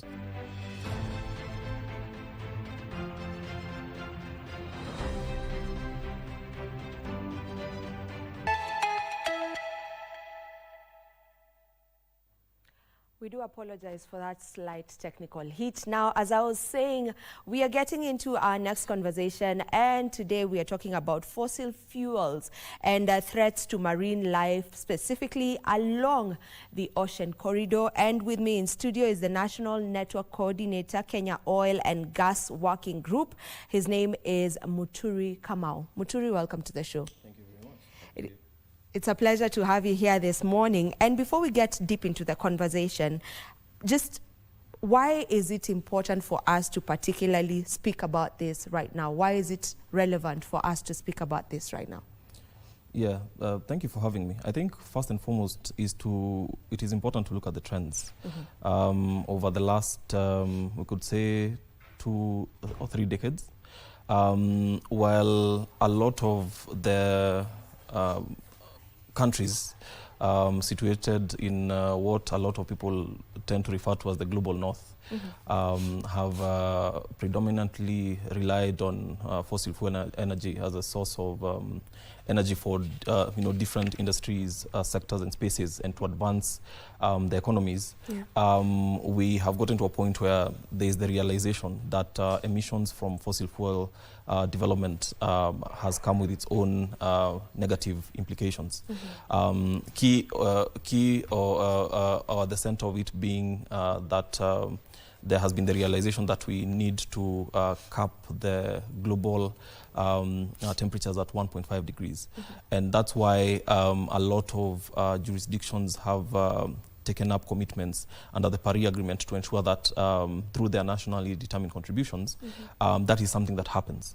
Secondly, another thing that has consistently happened, again, has been looking at how the transition can happen. It's taken over 100 years to get to where we are with fossil fuel development. And right now, looking at all these factors in play, it's now important to look at how we can exploit renewables for advancing some of these industries and advancing economies. And Africa sits at the heart of it. Kenya, for instance, relies to a huge extent, approximately 90%, from renewable energies, and you're looking at geothermal, wind, and solar. So there is immense potential, but it will have to be gradual. Looking at the two dimensions at national level and at grassroots level. From where we sit, one of the bigger conversations that we've been having with communities have been how is this transition going to look like? Taking into consideration that a lot of communities rely on firewood as a source of fuel, for instance. So how can a sustainable energy and just energy transition look like for some of these communities? And I like the fact that there are so many inventions and innovations that have come forward to ensure that if it's addressing issues around clean water, clean and safe water, solar is being pursued as one of the options, and so on and so forth. So it has come as a result of where we are right now, and the projections towards the future, and considering that it does not look too bleak, how can we have that gradual transition away from fossil fuels? Yeah, yes. And you know, just to pick on that, the transition has been ongoing, and it's a global transition, you know, to ensure that we are transitioning to renewable energy. But if you can touch on the alternatives that we have, you've already mentioned solar power. So what are the alternatives? Yeah. So first and foremost, I think just to take you back, we need to appreciate where fossil fuels have brought us, and the fact that and I'll look at oil as one of the components. I mean, a lot of us rely on diesel and petrol to get us from point A to point B. Some industries rely on diesel-powered generators and the likes. So it's been able to revolutionize how we've been able to do things. But if you look at where we are right now, for instance, I have seen an increased number of companies that have come in with, say, for instance, e-mobility. You're looking at the increase in buses that are plying Nairobi routes that are using the lithium batteries, rechargeable lithium batteries. You're looking at boda bodas that are now relying on rechargeable batteries or the battery swap system. You're looking at tuk-tuks that are using solar panels to recharge batteries. So that transition is actually going forth. And I think for Kenya, we need to appreciate the fact that the policy architecture has slowly been shifting. We are seeing efforts directed towards ensuring that even as we are looking at expanding our fossil fuel investment, there is still measures that are being taken to do that. And so at the end of the day, I honestly believe that it needs to look at, it needs to have a multidimensional and multi-sectoral approach to it, because transportation is just one bit of it. You have the clean cooking options. You have the jikokoas that of course are looking at energy efficiency and all that. Organization, for instance, has a very innovative technology called Solvaten that we distribute to communities, and it uses solar to purify water. So it looks at, we need to look at the different sectors and then also see how we can support this particular transition. Again, the other thing that has to happen is, how do stakeholders come together to ensure that there is a lot of investment in research and development? Because at the end of the day, we need to be in a situation where research can define a lot of the options that we have. Because if you look at the dependency on oil and gas, for instance, the byproducts that you get from petrochemicals are immense. From cosmetics, from pharmaceutical products, from transportation. So it's not an easy space that will just be able to say we are shutting down the use of fossil fuels and making the transition. We have to look at, say, for instance, pharmaceuticals. What are some of the byproducts that come from fossil fuels, and how can we then put in investment into research and development to look at the alternatives that can actually replace whatever is being used. So that is just an example, but a lot needs to happen, and that's why I think a lot of countries are now looking at how, in terms of the transition, it's not just about the energy component of it, but all these other factors that come into play. Yes. Is it achievable in the near future for Kenya? Well, near future is relative. Near future is relative because it all depends on the priorities that we have as a country.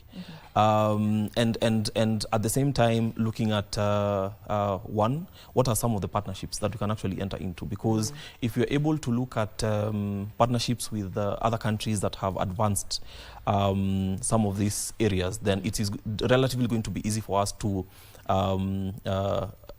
sort of build synergies in supporting the development and as well as piloting of some of these technologies that we are looking at. So near future, unless we actually actively put in efforts, because the governance framework is just part of it. You know, you need to align with the policies and the institutions to understand that this has to happen. But at the same time, you know, you have programs such as the Kenya Off-Grid Solar Access Program run by the World Bank. And it's one that has been there, you know, trying to support some of the most marginalized communities access electricity by setting up solar mini-grids as part of it. So again, access to energy vis-a-vis looking at all these other components that allow us to rely on fossil fuel byproducts and seeing what are some of the things that we can actually run with. But I am optimistic that in the next 20 to 30 years, we might be able to record some significant changes. Some changes Yes. on that. Maybe what is standing in our way? What is standing in our way to getting to a point where we have fully transitioned to renewable energy? Yeah, so the first thing is we need to look at our priorities. As it is, for instance, I know that there is an interest to open up areas for oil and gas exploration in the country. There has been the reconstitution of blocks, and there is a lot of interest in especially looking at investment offshore. So that might, while we are talking about having a just transition as a country, that might also be a limiting factor, because at the end of the day, it feels like we've not decided where we want to be. So how about then thinking about investing more in the transition and looking at safeguarding some of these areas? Another thing I think would be looking at not just the policy architecture, but now diving deep into the institutions. Do we have adequate institutions and the human resource capacity that understands the importance of this particular transition process? Third, I think, and I had mentioned, is the partnership element and the linkages. There are so many countries that we can actually benchmark on. And not just that, looking at if we are going to support the exploration and development process. How can we then utilize revenues that are coming from that to inject into renewable energy development? So there are quite a number of angles to it, but it needs deliberate effort to ensure that we are put in a place that ensures that we actually working towards that by setting targets. And for instance, I think perhaps just to talk a bit about the Oceans Conference that took place last month. One of the key things that particular convening was trying to address was the 30 by 30. So protecting 30% of the oceans by 2030. So you see that essentially gives us a timeline, and considering that we have 4 years, are we going to have recorded that we've been able to safeguard at least 30%? So there's a lot that needs to happen. And at the same time, I think one of the things that we are looking at is not just working in isolation.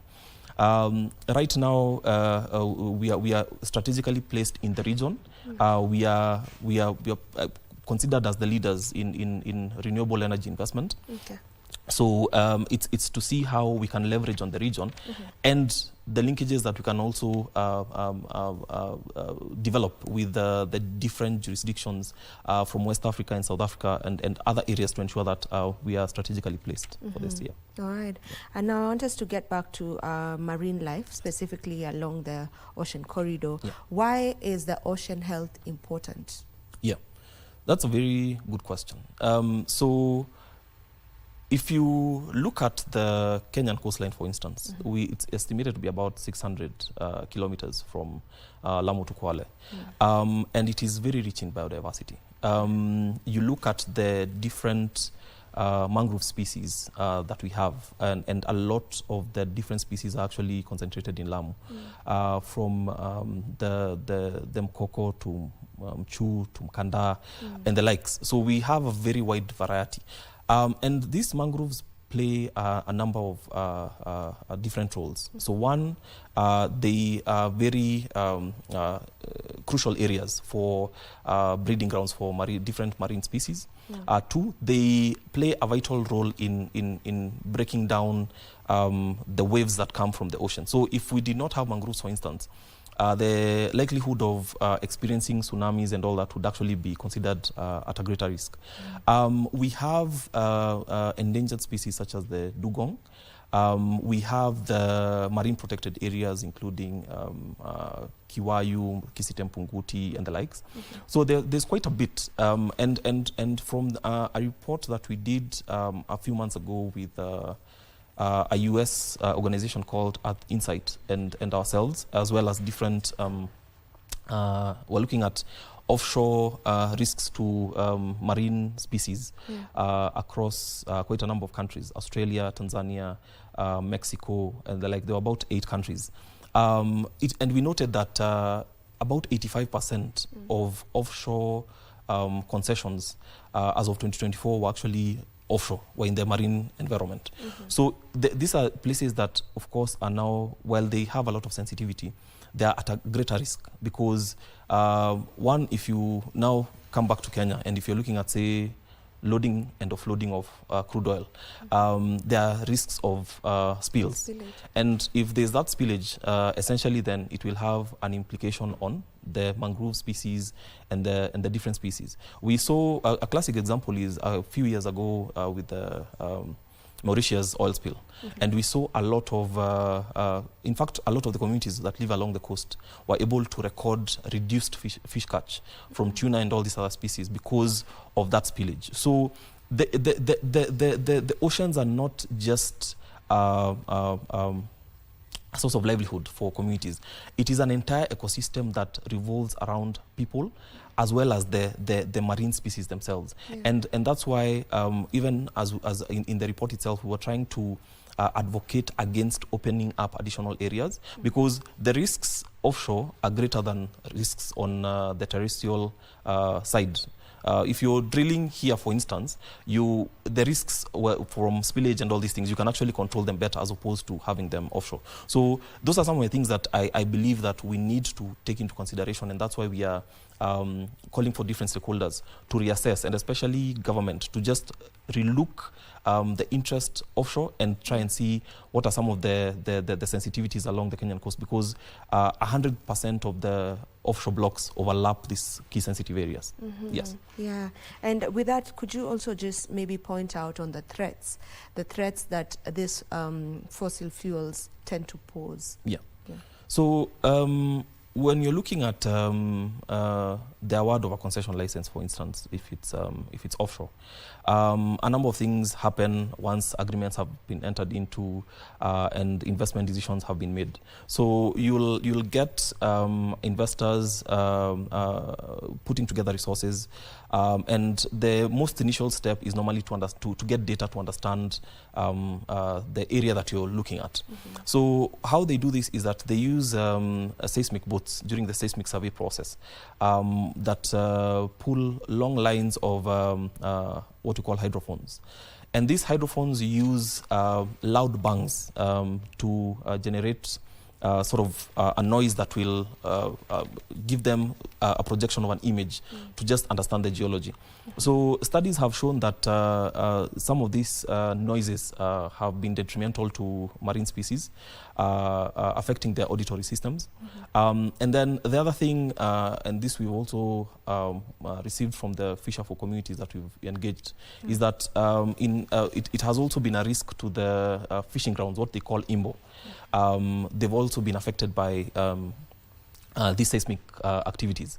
And beyond the seismic activities, once the decision has been made to undertake the drilling process, there is also the risk that even as you're drilling, there's the drilling mud. So at times there's risk of releasing this mud into the ocean, which at times, or most often when drilling, there are the chemicals that are used to, that are mixed in order to ensure that there's a seamless drilling process. So those chemicals, of course, are by and large are normally toxic to the environment and might pose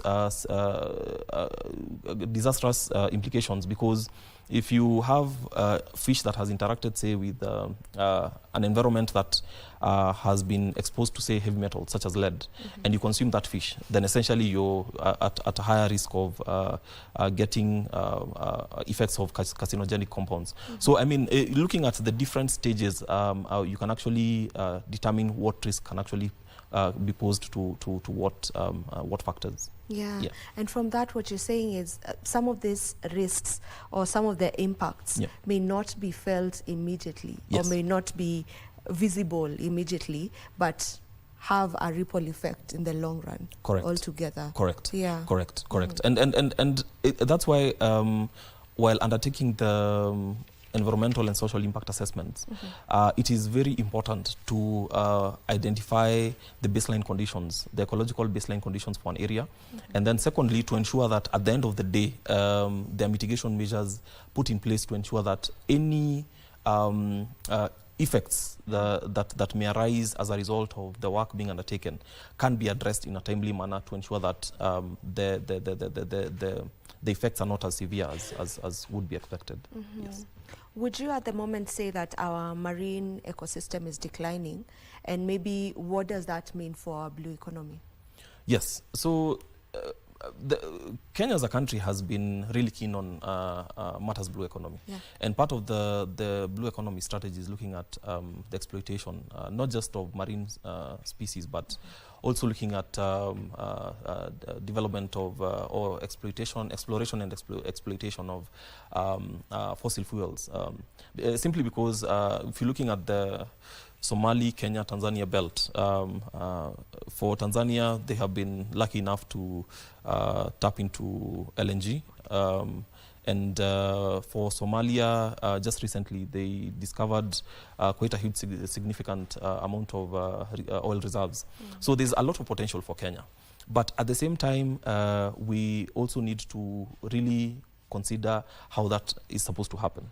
I know there's a strategy in place, but at the end of the day is to map out the sensitivities, because those sensitive areas are the ones that are going to determine how we go about it. And one thing that I always say is we should not prioritize one sector over another, because at the end of the day, if you're looking at this tourism sector, which pulls in a considerable amount of stakeholders from across the globe, and the amount of revenue it generates. So if you are having, if you're going to, say for instance, identify hydrocarbon reserves in a marine protected area such as Kisite Mpunguti, then essentially it means you'll now need to probably consider how to extract against having tourists come to appreciate the beauty and all these things that are given by that area. So as an example, that's one of the things that really needs to come into consideration. But again, considering the length and extent of the offshore blocks, one of the things that we perhaps can consider is not really focusing on the places that are close to the shores, but doing everything else a couple 100 kilometers off the coastline, so at least it creates sort of a buffer zone where at the end of the day communities as well as this marine ecosystem that they rely on is not affected. Yes. All right, as we wind up on our conversation, maybe what is being done currently to ensure that we are avoiding all these threats that you've mentioned? Wow, yeah, so there's a lot of discussion that is happening. I know that through KEMSFED there is the Marine Spatial Plan conversations that are happening. There are regulations by the different agencies that are involved in ensuring that we strengthen not just our fishery sector, but also looking at our energy sector as well as our upstream petroleum sector. There's a lot of multi-stakeholder dialogue that's happening, both at national level and at county level.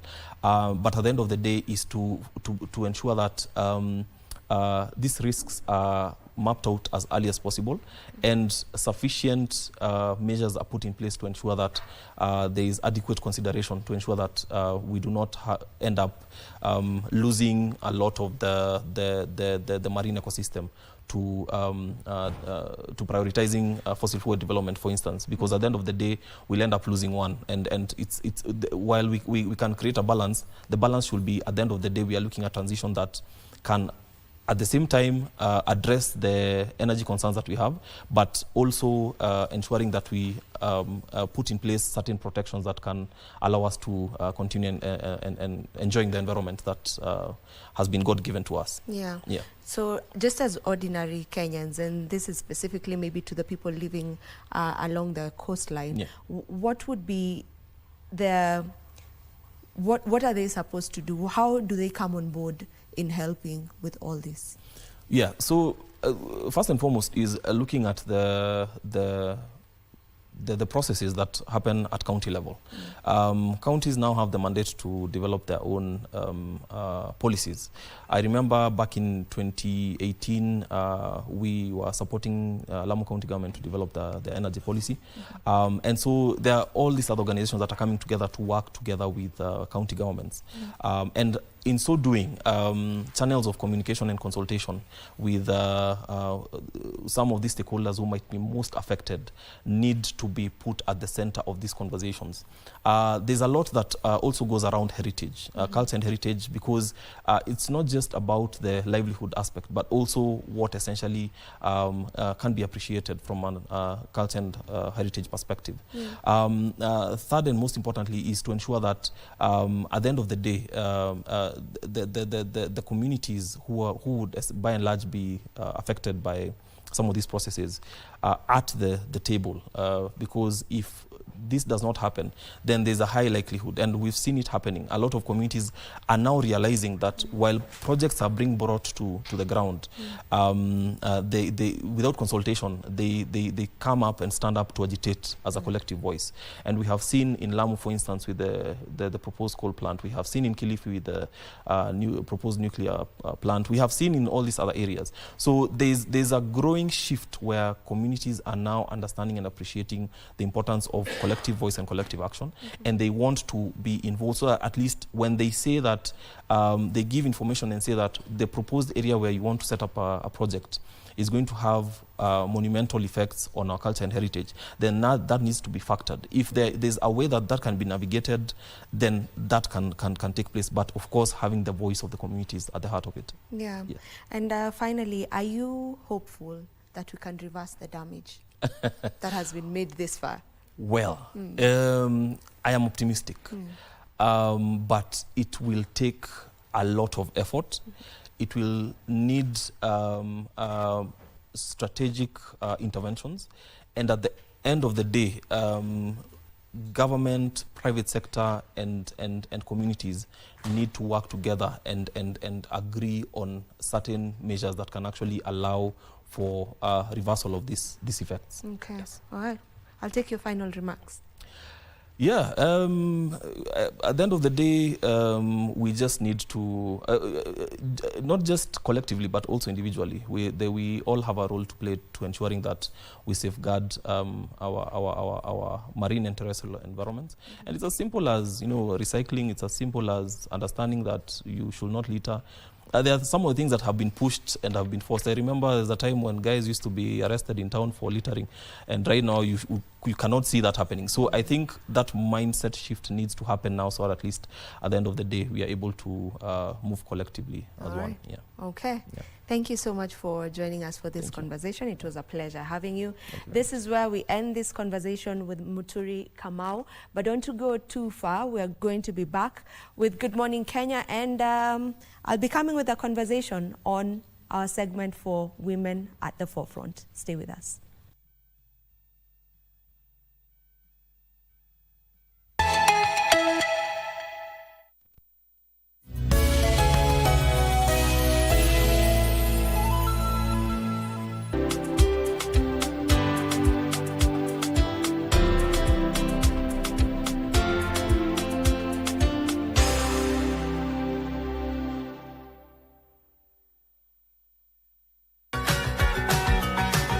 Kwanza kabisa, mitandao ya kijamii imeongeza uhalifu mitandaoni. Kumekuwa na visa vingi vya utapeli, wizi wa utambulisho, ulaghai wa kifedha na unyanyasaji mitandaoni, hasa kimapenzi na kijinsia. Mnaposema kuwa mitandao hii inaendeleza propaganda, sio mitandao, ni watu walio katika mitandao. Na kwa hivyo mitandao hii inafanya nini? Inatafuta njia za kuweza kuondoa watu kama hao mitandaoni hiyo ili watu waweze kuendelea kwa usalama. Tofautisha sauti zifuatazo ukizingatia uzuiliwaji wa hewa. Sauti nya na ya. Nya ni king'ong'o na sauti ya ni kiyeyusho.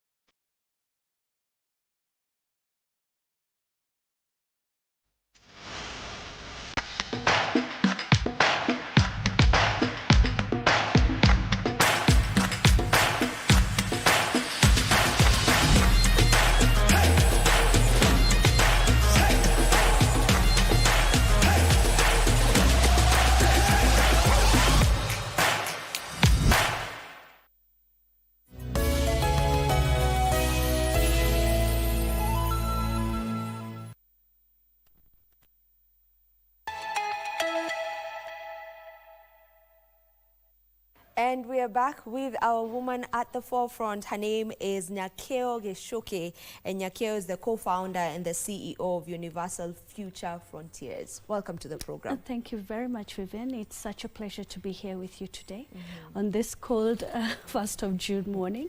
Oh, 1st of July. Oh, July, sorry, Yeah. 1st of July morning. Yeah. It's a really cold morning. Yes, it is. Anyway, let's get into the conversation. So I would like for you to tell us a bit about Universal Future Frontiers. What are you about?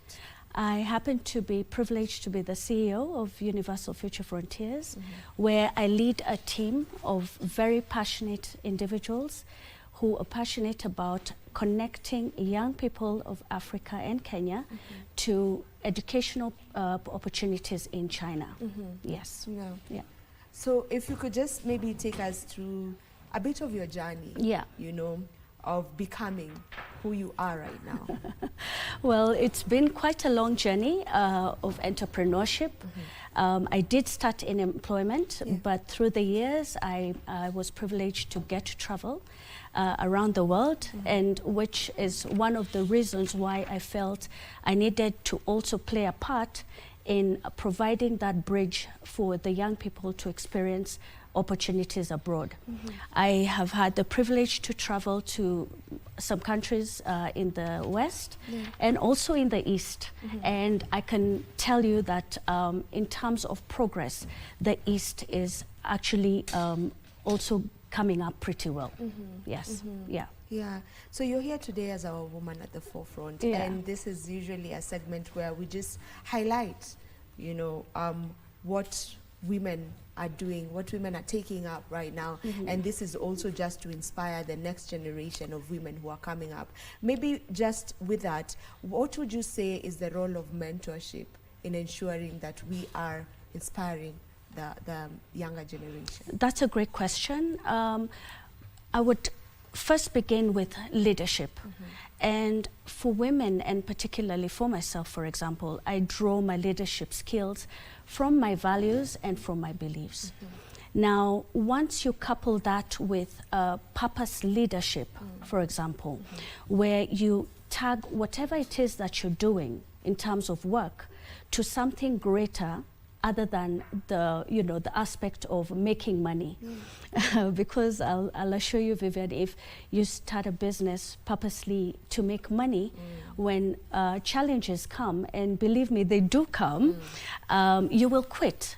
But if you have a greater purpose, or if you've pegged it towards a greater calling, then it helps you become resilient as time goes by. And I think second thing would be the value of people, because particularly, and I speak about the young people, titles do not make a good leader. What makes a good leader is the people. As a CEO, for example, I do not think about how many people I'm employing, but rather how many lives I'm impacting. And that also falls on mentorship. You can imagine when in a position of leadership, you're expected to have all the answers. But actually, to the contrary, I'm always learning from my colleagues at work. I'm always adapting because the times are changing very fast. And of course, sometimes I'm just hopeful, you know, that my coffee is as strong as the vision that I carry. Yeah. And another aspect is of service and understanding that in leadership, service leadership is essential. Without the people, then it becomes very difficult to carry out a vision by yourself. When it comes to mentorship, mentorship can happen upwards or downwards. You don't need to think of mentorship as something that you've got to learn from someone who's way above you. Even someone who's probably younger than you can be of valuable help when handling some of the things in business. Yeah. And with that, why does it matter to be a purpose-driven leader? It's extremely important to be a purpose-driven leader in terms of where you need to go in terms of your business or your enterprise, for example, but also because of the impact that you need to have for this younger generation, which is actually where my purpose and my drive comes from.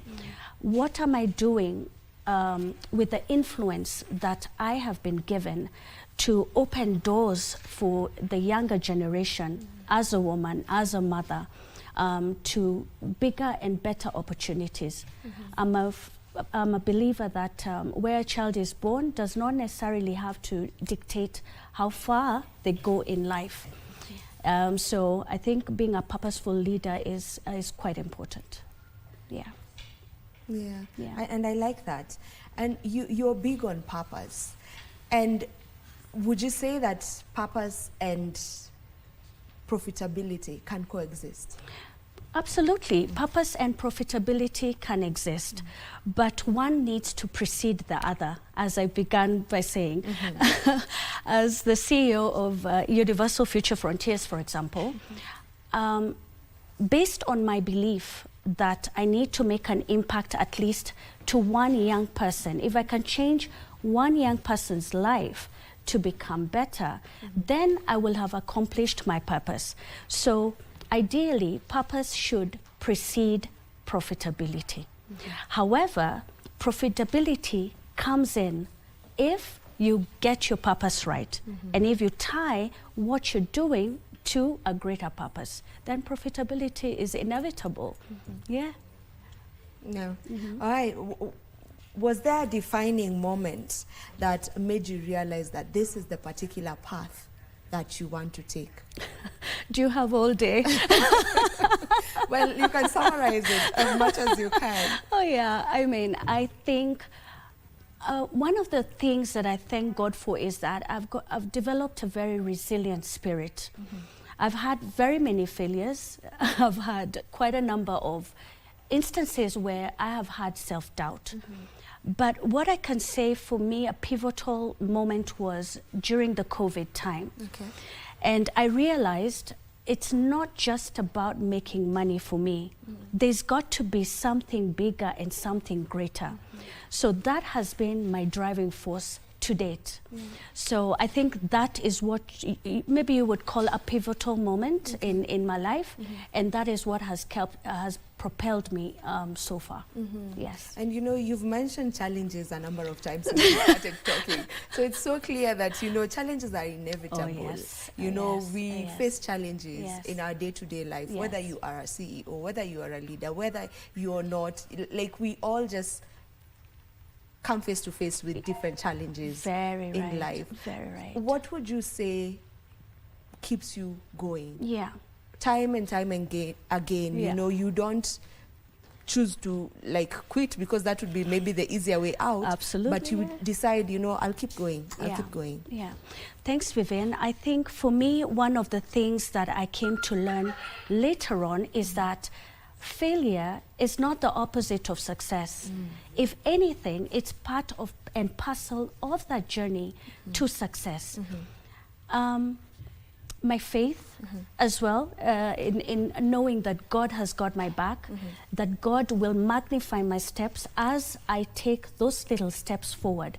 That's one of the things that keeps me going. Of course, it's not without its challenges, but also it's as a leader understanding the essence of having your team behind you. Like I mentioned earlier, I have an incredible team, including Gen Zs. I've got quite a number of Gen Zs in my office. Hello to them. And they're quite instrumental in just, you know, getting us going. Yeah, so teamwork really does make the dream work. Yeah. What kind of workplace do you strive to create? I can tell already you are one who's big on teamwork, as you've mentioned. Absolutely. So just if you can paint that picture of us, of what you are striving to create in the long run. My vision in the long run and the kind of workplace I would like to create is one where I have dreamers. And not just dreamers, but people who take action. I would like for the people who work with me to be able to actualize the vision that we've set for the organization. But not just for the organization, but also for themselves. Because a vision without execution really is just an idea. But if I can empower the people who work with me and for me to be able to attain their individual goals as well as the organizational goals, then I think I would have done my job as a CEO. Yeah. Would you say that that is how you define impact? Absolutely. That really does sum it up. Because at the end of the day is, what are you doing to impact the next person? And the next person. It's more like what you call a domino effect.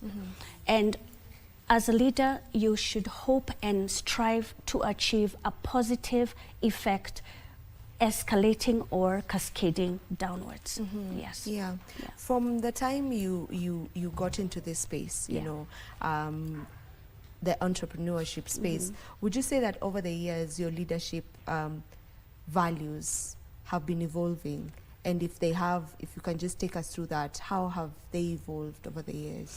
They have certainly evolved. Like I told you earlier, for me, the entrepreneurial space began at a very young age. I was employed for quite some time, but after that, I got into entrepreneurship. And with time, what has happened, it has morphed depending also on the changing times. One of the things that has impacted the same is the fact that technology is changing. I mean, previously, we would say maybe it would take a decade for technology to morph. But now, every 3 months, you know, things are changing and things are moving. It has necessitated for me to change how I do things, in terms of my adaptability, in terms of probably changing what is not working and adapting to a new way of doing things. And I think for me, that is one of the things that I'm also advocating for as a business person, as an entrepreneur. Don't be too fixated on a particular way of doing things. If it's not working, it's not working. But if it's working with some challenges, I mean, you could always try and navigate around them. but do not, you know, have burnout, particularly if it's not working. So I think for me, it has changed over the years. I've also come to appreciate there's, to take it easy. We take it too seriously, you know, where you're really, really holding on. And sometimes you just need to take a breather and, you know, the ideas or the solutions will come to you. Or sometimes you just have to let go of the, you know, of whatever it was that you had ventured into. Yeah. So you just allow yourself to just be. To some extent, Vivian, I do. I trust the process. I know that's such a cliche, but I trust the process. I am one person who, as the saying goes, don't go, you know, where the path may lead. Instead, go in there and create your own path and leave a trail. That has been me. You know, even with Universal Future Frontiers, for example, it's something that has not really been done. So we're really just working our way through and morphing based on the needs and based on the times. Yes. A lot of people, I wanted to say women, but all together, a lot of people maybe sometimes shy away from the ideas they have because sometimes they tend to look like they are so big and it may seem so far-fetched. And I'm sure this speaks to so many people that sometimes you just feel like, oh, okay, yeah, I'm thinking it, but can I really achieve it? Like, what would you say to such a person who feels like the idea is quite far-fetched? I'll tell you something, I can relate to that in so many ways. I call it failure to launch. You know, you've got everything down on paper, you've got everything in your head, but just to take that initial step is what really holds people back. And it's a number of factors, but of course fear is one of the factors. But I would highly encourage anyone with an idea, believe in yourself, because you've got to believe in yourself first.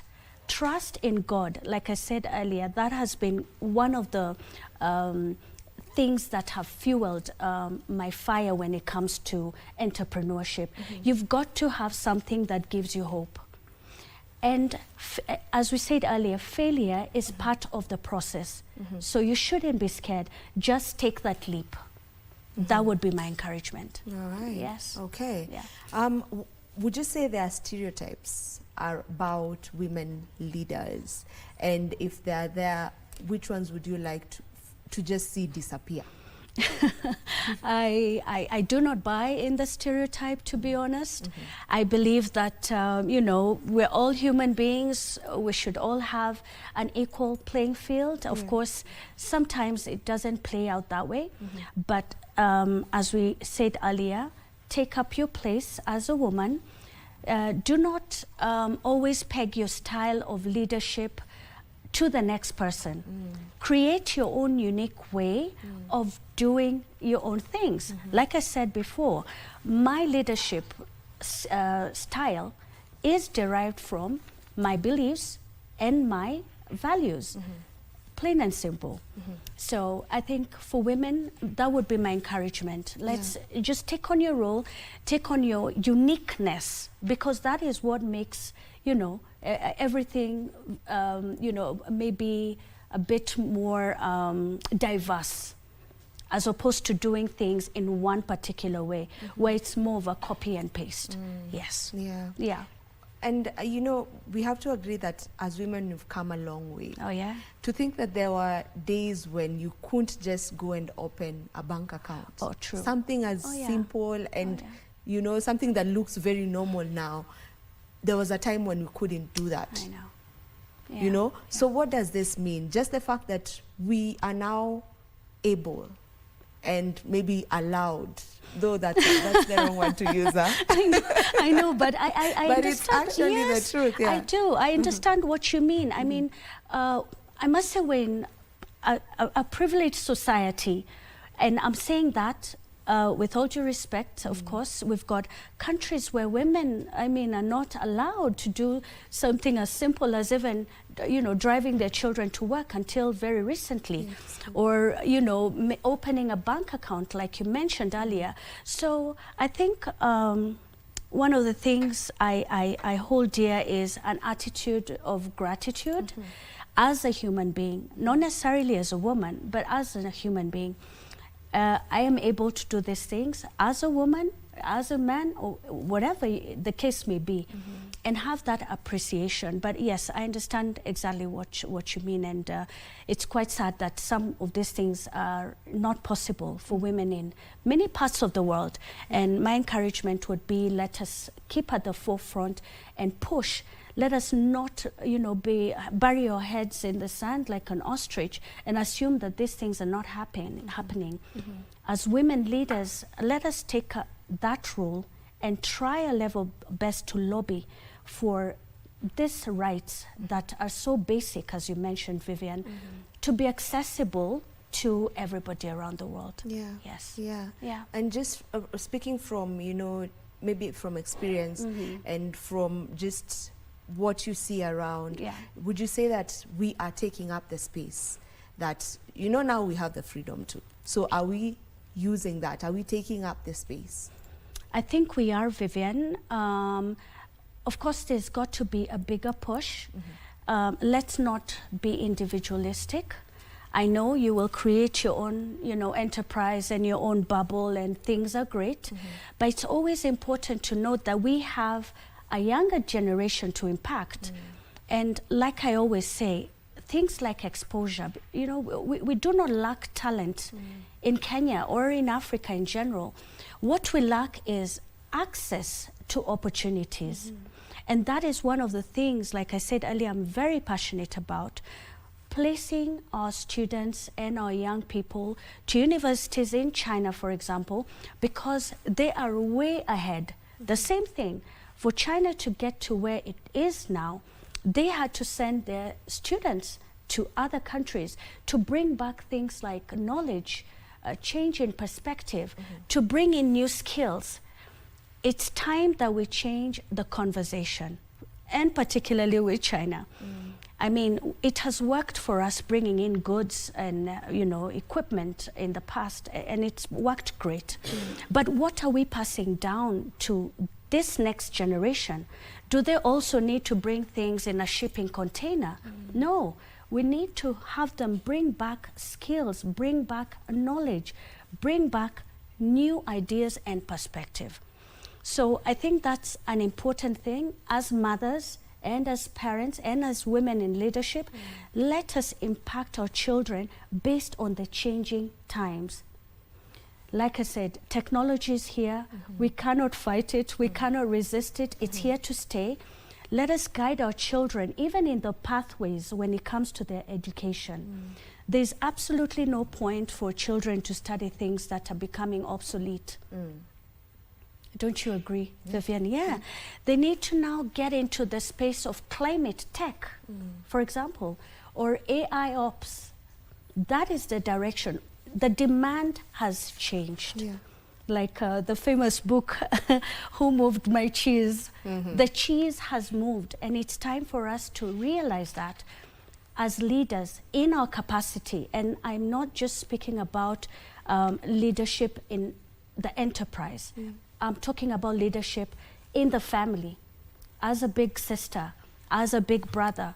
That's the impact that we need to have on that generation in a more structured way. Yeah. And you know, there has been a conversation on brain drain, and being that you are more or less in that kind of field whereby, you know, you're advocating for our students to go out there, you know, see what's happening outside our borders and all. What would be your take on that? You know, that we are taking out or we are sending away our best brains. Yeah, you're right, Vivian. Now, brain drain is when you have educated your children within your borders and they go and study abroad. My advocacy is have them study abroad. And not to say that our universities are not good enough. I'm a, you know, I'm a student, former student of the University of Nairobi. We have great universities. However, there is opportunity out there for our children to go and study in China, like I said. However, my advocacy is for them to bring back the skills to Kenya and to Africa. So I'm not really for the brain drain aspect. Mine is to say we need to appreciate our country and what we have, you know, and build on it for the next generation and for the benefit of Africa in general. Yeah. Is there a way really to ensure that the skills are being brought back and not staying in the countries that they are going to? Yes, yes. By us taking pride in our country. One of the reasons, and I mean, China has progressed for a number of reasons, but one of the reasons is patriotism and love for country. If we can harness that aspect as the older generation to impact the younger generation, absolutely, they will want to come back home. I don't know if you've noticed that there's a surge of people going back to the rural villages and setting up, you know, their lives there. And the people within our age bracket, something that would never have happened before. So there is, you know, and you'll find even people in Europe and in the US are finding and tracing back their steps back to Africa. There's a reason behind it. There's magic in Africa. Yeah, let's build Africa. Yeah. And with that, what would you say are opportunities that are available in the country and across the continent for young entrepreneurs? Yeah. I think, Vivian, one of the things that I've come to realize is that opportunity is everywhere. You ideally just need to probably quieten the noise and look at what is around you. Opportunity comes in different forms. It doesn't have to come in the form of, you know, what the other person is doing. If you look in your immediate environment, believe me, you will find opportunity. Be bold enough to take that step. Things like manufacturing, for example, which is one of the things that will propel us to, you know, the levels of an industrialized country, like we would like to do. Let us encourage cottage industries, where instead of, for example, I'm a farmer, I'm a tea farmer myself, and what we do is, you know, we ship everything in its raw form. There's really no money there. But you've seen what's happening in Murang'a through the governor of Murang'a, Kangata. Now there's value addition to the same tea. There's brand positioning, which now makes the, you know, the price point of that same tea to multiply almost 100-fold. That is opportunity, but it's the same tea.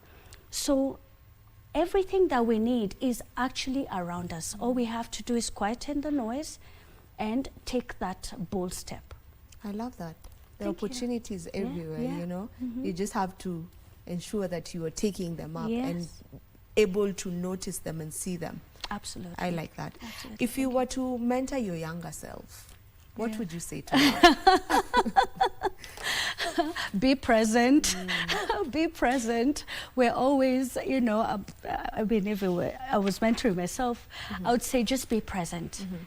In the time that you're in the season that you're in, be present and do not fear to forge ahead. Believe me, the universe conspires. God works his magic and will bring you the resources that you need. Do not be curtailed by the fact that you probably need money to start a project. Actually, it's the reverse. Start it. Start it, and God will meet you along the way. The universe will conspire and ensure that that vision is carried through. Yeah, and I'd also say do not fear failure. Like I said, failure is not the opposite of success. It's part and parcel of the process. Yes. I like that. Thank you. you clearly are purpose-driven, right? And that was our whole, the basis of our conversation today. And, you know, being a purpose-driven leader, how do you also get to ensure that, you know, the organization that you're in or the team that you're leading are also just as purpose-driven and not just on achieving, you know, the goals or the business goals? I think that's one of the challenges when you're at position of leadership. And I believe that it starts with you. It starts with the head and cascades down. It doesn't, it has to be, what is your style of leadership? What impact are you having onto the people that are working with you? So I think when you have that vision and that that clarity of vision, then it becomes quite easy to cascade down. Yeah. All right. I want to get into your routine. You know, just your routine. If you can just take us through your routine. You mean my daily routine? Yeah. I'm very passionate about, for example, in the morning, I take my daily walks at 6:30. I love starting my day with the walks. During my walk, I pray, I meditate, I, you know, just clear my head and think, what is it that I can do today that is going to get us closer to the vision that we have or the vision that we're building as an organization.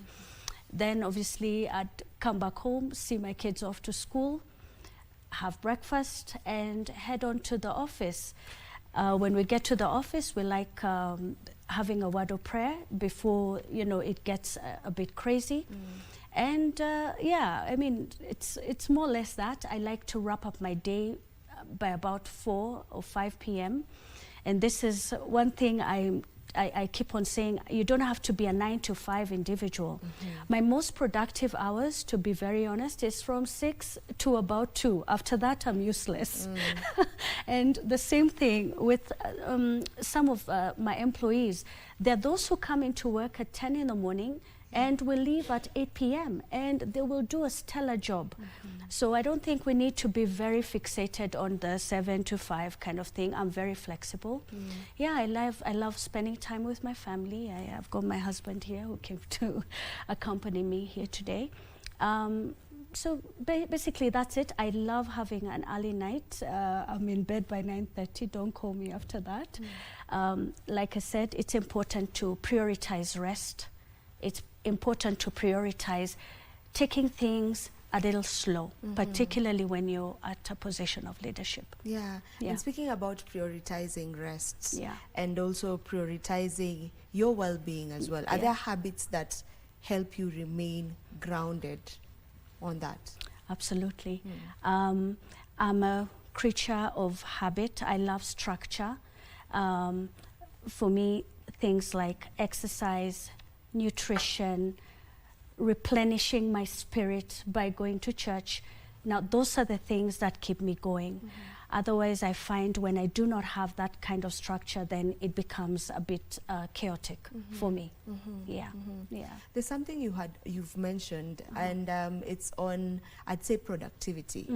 And that's when you talked about, you know, you don't really believe in the 9-to-5 and there's a conversation we had earlier with someone and they were also for that. They were like, just allow people to come in the time they feel is their most productive time, as long as they clock the hours that they need to be there. Just let them be. Yes, I'm a firm believer in that, because at the end of the day, what are we looking for? It's about productivity. So regardless of the hours that you're going to keep them there, I may say, okay, you've got to clock in at, you know, no later than 8 and, you know, you've got to leave at 5, when half of the time, you know, they're just doom scrolling as you call it, you know. So for me, productivity precedes everything. Based on an individual, because I also understand myself. I do not like it if I'm dragged on to have meetings at 4 or 5 p.m., to be very honest. Yeah, so I find myself most productive at that time, and I try and build my organization along those lines. Of course, I do not allow that it's misused. Yeah, I've come to realize and study my staff and get to know, okay, when is he or she most productive? And I just let it be. Yeah. And so far, so good. All right. Yeah. Now we should be ending this conversation, but even as we approach to that, what steps would you say can create more opportunities for women to lead? That's a great question. I think one of the things that need to happen is the encouragement of the cottage industries, like I said earlier. There's a lot of opportunity in that aspect. Let us embrace these cottage industries as we morph into the bigger industries. Instead of thinking that for you to get, maybe most people would think that manufacturing is a reserve of a certain few, but it's not.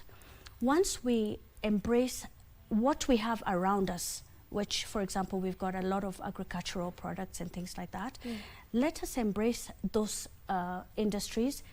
That way, we'll create more employment. In every leadership role that we play, let us aim to pull up as many people as we can. Yeah, if you're able to 10, 20, 30 or more, do that. And for them, also inspire them to also diversify.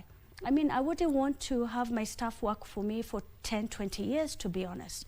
I would like them to come, learn, have an impact, and branch out and, you know, go and create their own businesses and bring others up. So for me, that's the way I look at it. All right. Yeah. Okay. Yeah. I'll take your final remarks. My final remarks would be, I mean, let us embrace change. Let us embrace technology. Let us have a structure to expose our young people based on the demand. Because like I said, demand is changing. Technology is shifting every other day. So let us embrace change. All right. Yeah. Amazing. It was a pleasure having you My pleasure. on the show this morning. Now, my colleague is here with us, Victor Olo. I'm sure you have been following our conversation, and it's just on purpose-driven leadership. Yes. And I believe that, you know, you as a journalist who's more on the political side or politics side, you know, when you talk about purpose-driven leadership, does this altogether translate also with within our politics? Absolutely. And you see, leadership is about giving back to the society. And when you are so focused on leadership, it's about taking charge and taking responsibilities and leading the flock. Because now look at it this way, and I like something that Nyaki has talked about. Just begin. Just begin, and the universe will always come around you to support you and move towards your direction. Absolutely. This is what happens. If you want to follow the path that many people have followed, then what will they say about you? There'll be no blueprint, there'll be no history when people will be judged. At least be known for something, pick it and run with it. There is one thing I normally say, Victor, just begin. It's as simple as that. Yeah. Just begin. So even you, Nyakio, even you, Vivian, just begin. Let me give you an example. At what time do you wake up to come here? I wake up at 4 a.m. It's never easy, right? Yeah. But there is something that drives you. You must be here to deliver something. So Vivian, just begin. Beginning of something is never easy. Waking up, more so we are getting into the month of July. We know how Nairobi can be. Yeah. It's not easy. But once you are up, you're so psyched up about the day, everything will always be. And here we are. The result can be seen at the end of it all. And actually also just to add on to that, there's something I usually say, you don't need to be great to start, but you need to start to be great. Start to be great. Yeah. Yeah. Love that. Look at the story of David. You know, in the family of David, you know, when God was looking for a king, you know, he came to the family, and, you know, the brothers, you know, some of them were big people, the CEOs of this world and all that. But they were like, no. There's one person here who is missing amongst you. Then all of them said, no, that boy who is a great, oh yes, that one over there. He was just but a shepherd, right? But God elevated him to be one of the greatest kings. Nobody talks about the family, the members, the brothers, and all those people who were CEOs and managers and, running big business. God did not choose them. He chose the downtrodden, the shepherd in the grazing field. I like that. All right. And now, Victor, I want to take you back to maybe the conversation that you were having in the morning when you were looking at the game plan for the year 2027. And there's something you had posed to us. You had said, okay, the reality is. Did you finally get to know what the reality is from your panelists? All right. The reality is this. Everybody has already struck their mind, whatever they are going to do, whether it's 1 term, 2 term, the ideologies. But now the question is, so here we are. What else are you going to offer to Kenyans? Whoever, from whichever side, what are you going to offer Kenyans? Because Wanjiku is going to ask one simple question, I'm going to give my vote, then what next? Are you going to make my life better? Are you going to make the country grow even to the next level? The reality is, elections is already here with us. 1 year down the line for the politicians, I normally say there's no time left for them. There's no time left. And you, as the voter, you need to be very careful and make a very good decision. Politicians are not enemies. They are not enemies. I have to put that clear. The reality is they are not enemies. They know how to whip emotions, how to play with the perception, how to coin the conversation, how to coin the message. And if you're going to make that emotional decision, then you have to. So starting from the MCA to the Member of Parliament, woman rep, county governor, talk about all those positions, make the right choice. It's as simple as that. Let's come back to football, right? Okay. Okay, so today we have one of the good matches. We have got Belgium. It's going to be, let's start with England versus Congo, all right?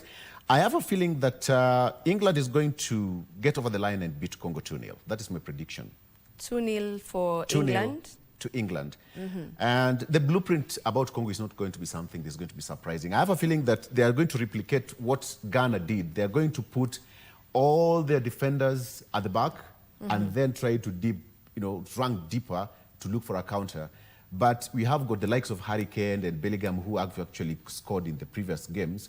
I have a feeling that Harry Kane is going to make a name for him against Congo, and Bellingham is also going to make a name. But remember, Congo also has one gentleman called Yohan Wissa. Yohan Wissa is a player for Newcastle. He's one of the stars.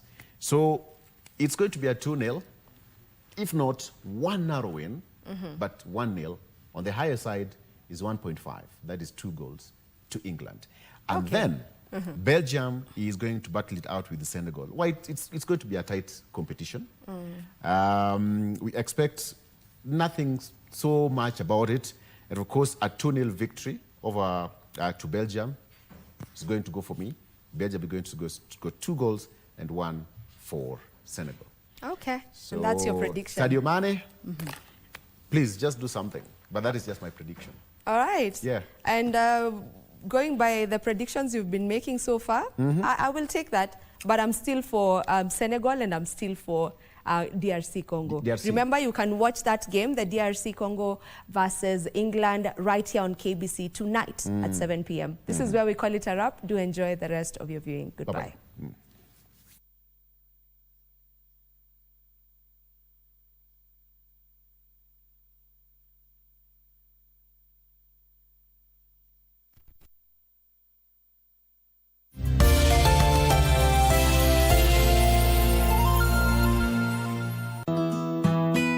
Kwenye Mkulima wiki hii tunakuza uyoga na kuendeleza kilimo biashara.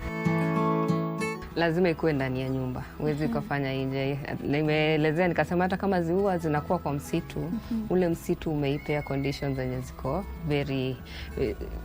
very good for that. But sasa hapa tunajaribu kuleta ile conditions za msitu za forest hapa ndani. Ungana nasi Jumamosi saa 10:30 hapa KBC Channel 1 kwa mseto kamili wa kilimo. Kazi ni kuingia, kuchukua mtoto, alafu basi unatoka clean.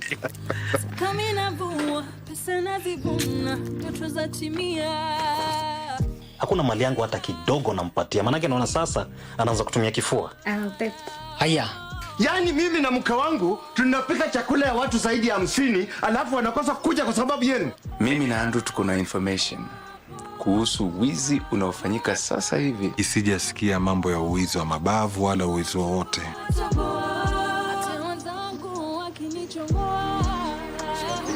Unajua Biblia imekataa talaka kabisa. Sema chenye ilikuleta hapa kisha uondoke. Nenda ningefikira timandi nitepea Andrew mpaka akona kizi zake za nyumba yake. Female entrepreneurs are navigating unique challenges but are yet breaking barriers and redefining leadership. Over the years, if my bosses used to tell me do this and it wasn't in my job description, I would still do it. Yes. But those kind of things make you become a team player. It does. And builds you an empire. Me, I believe starting small, growing big. So for women who are there watching us, I can advise them to start small. Whatever you do, start small, aiming higher. And when you aim higher, you grow big. You have to go and risk. Where do you factor in sherehe in the middle of all that?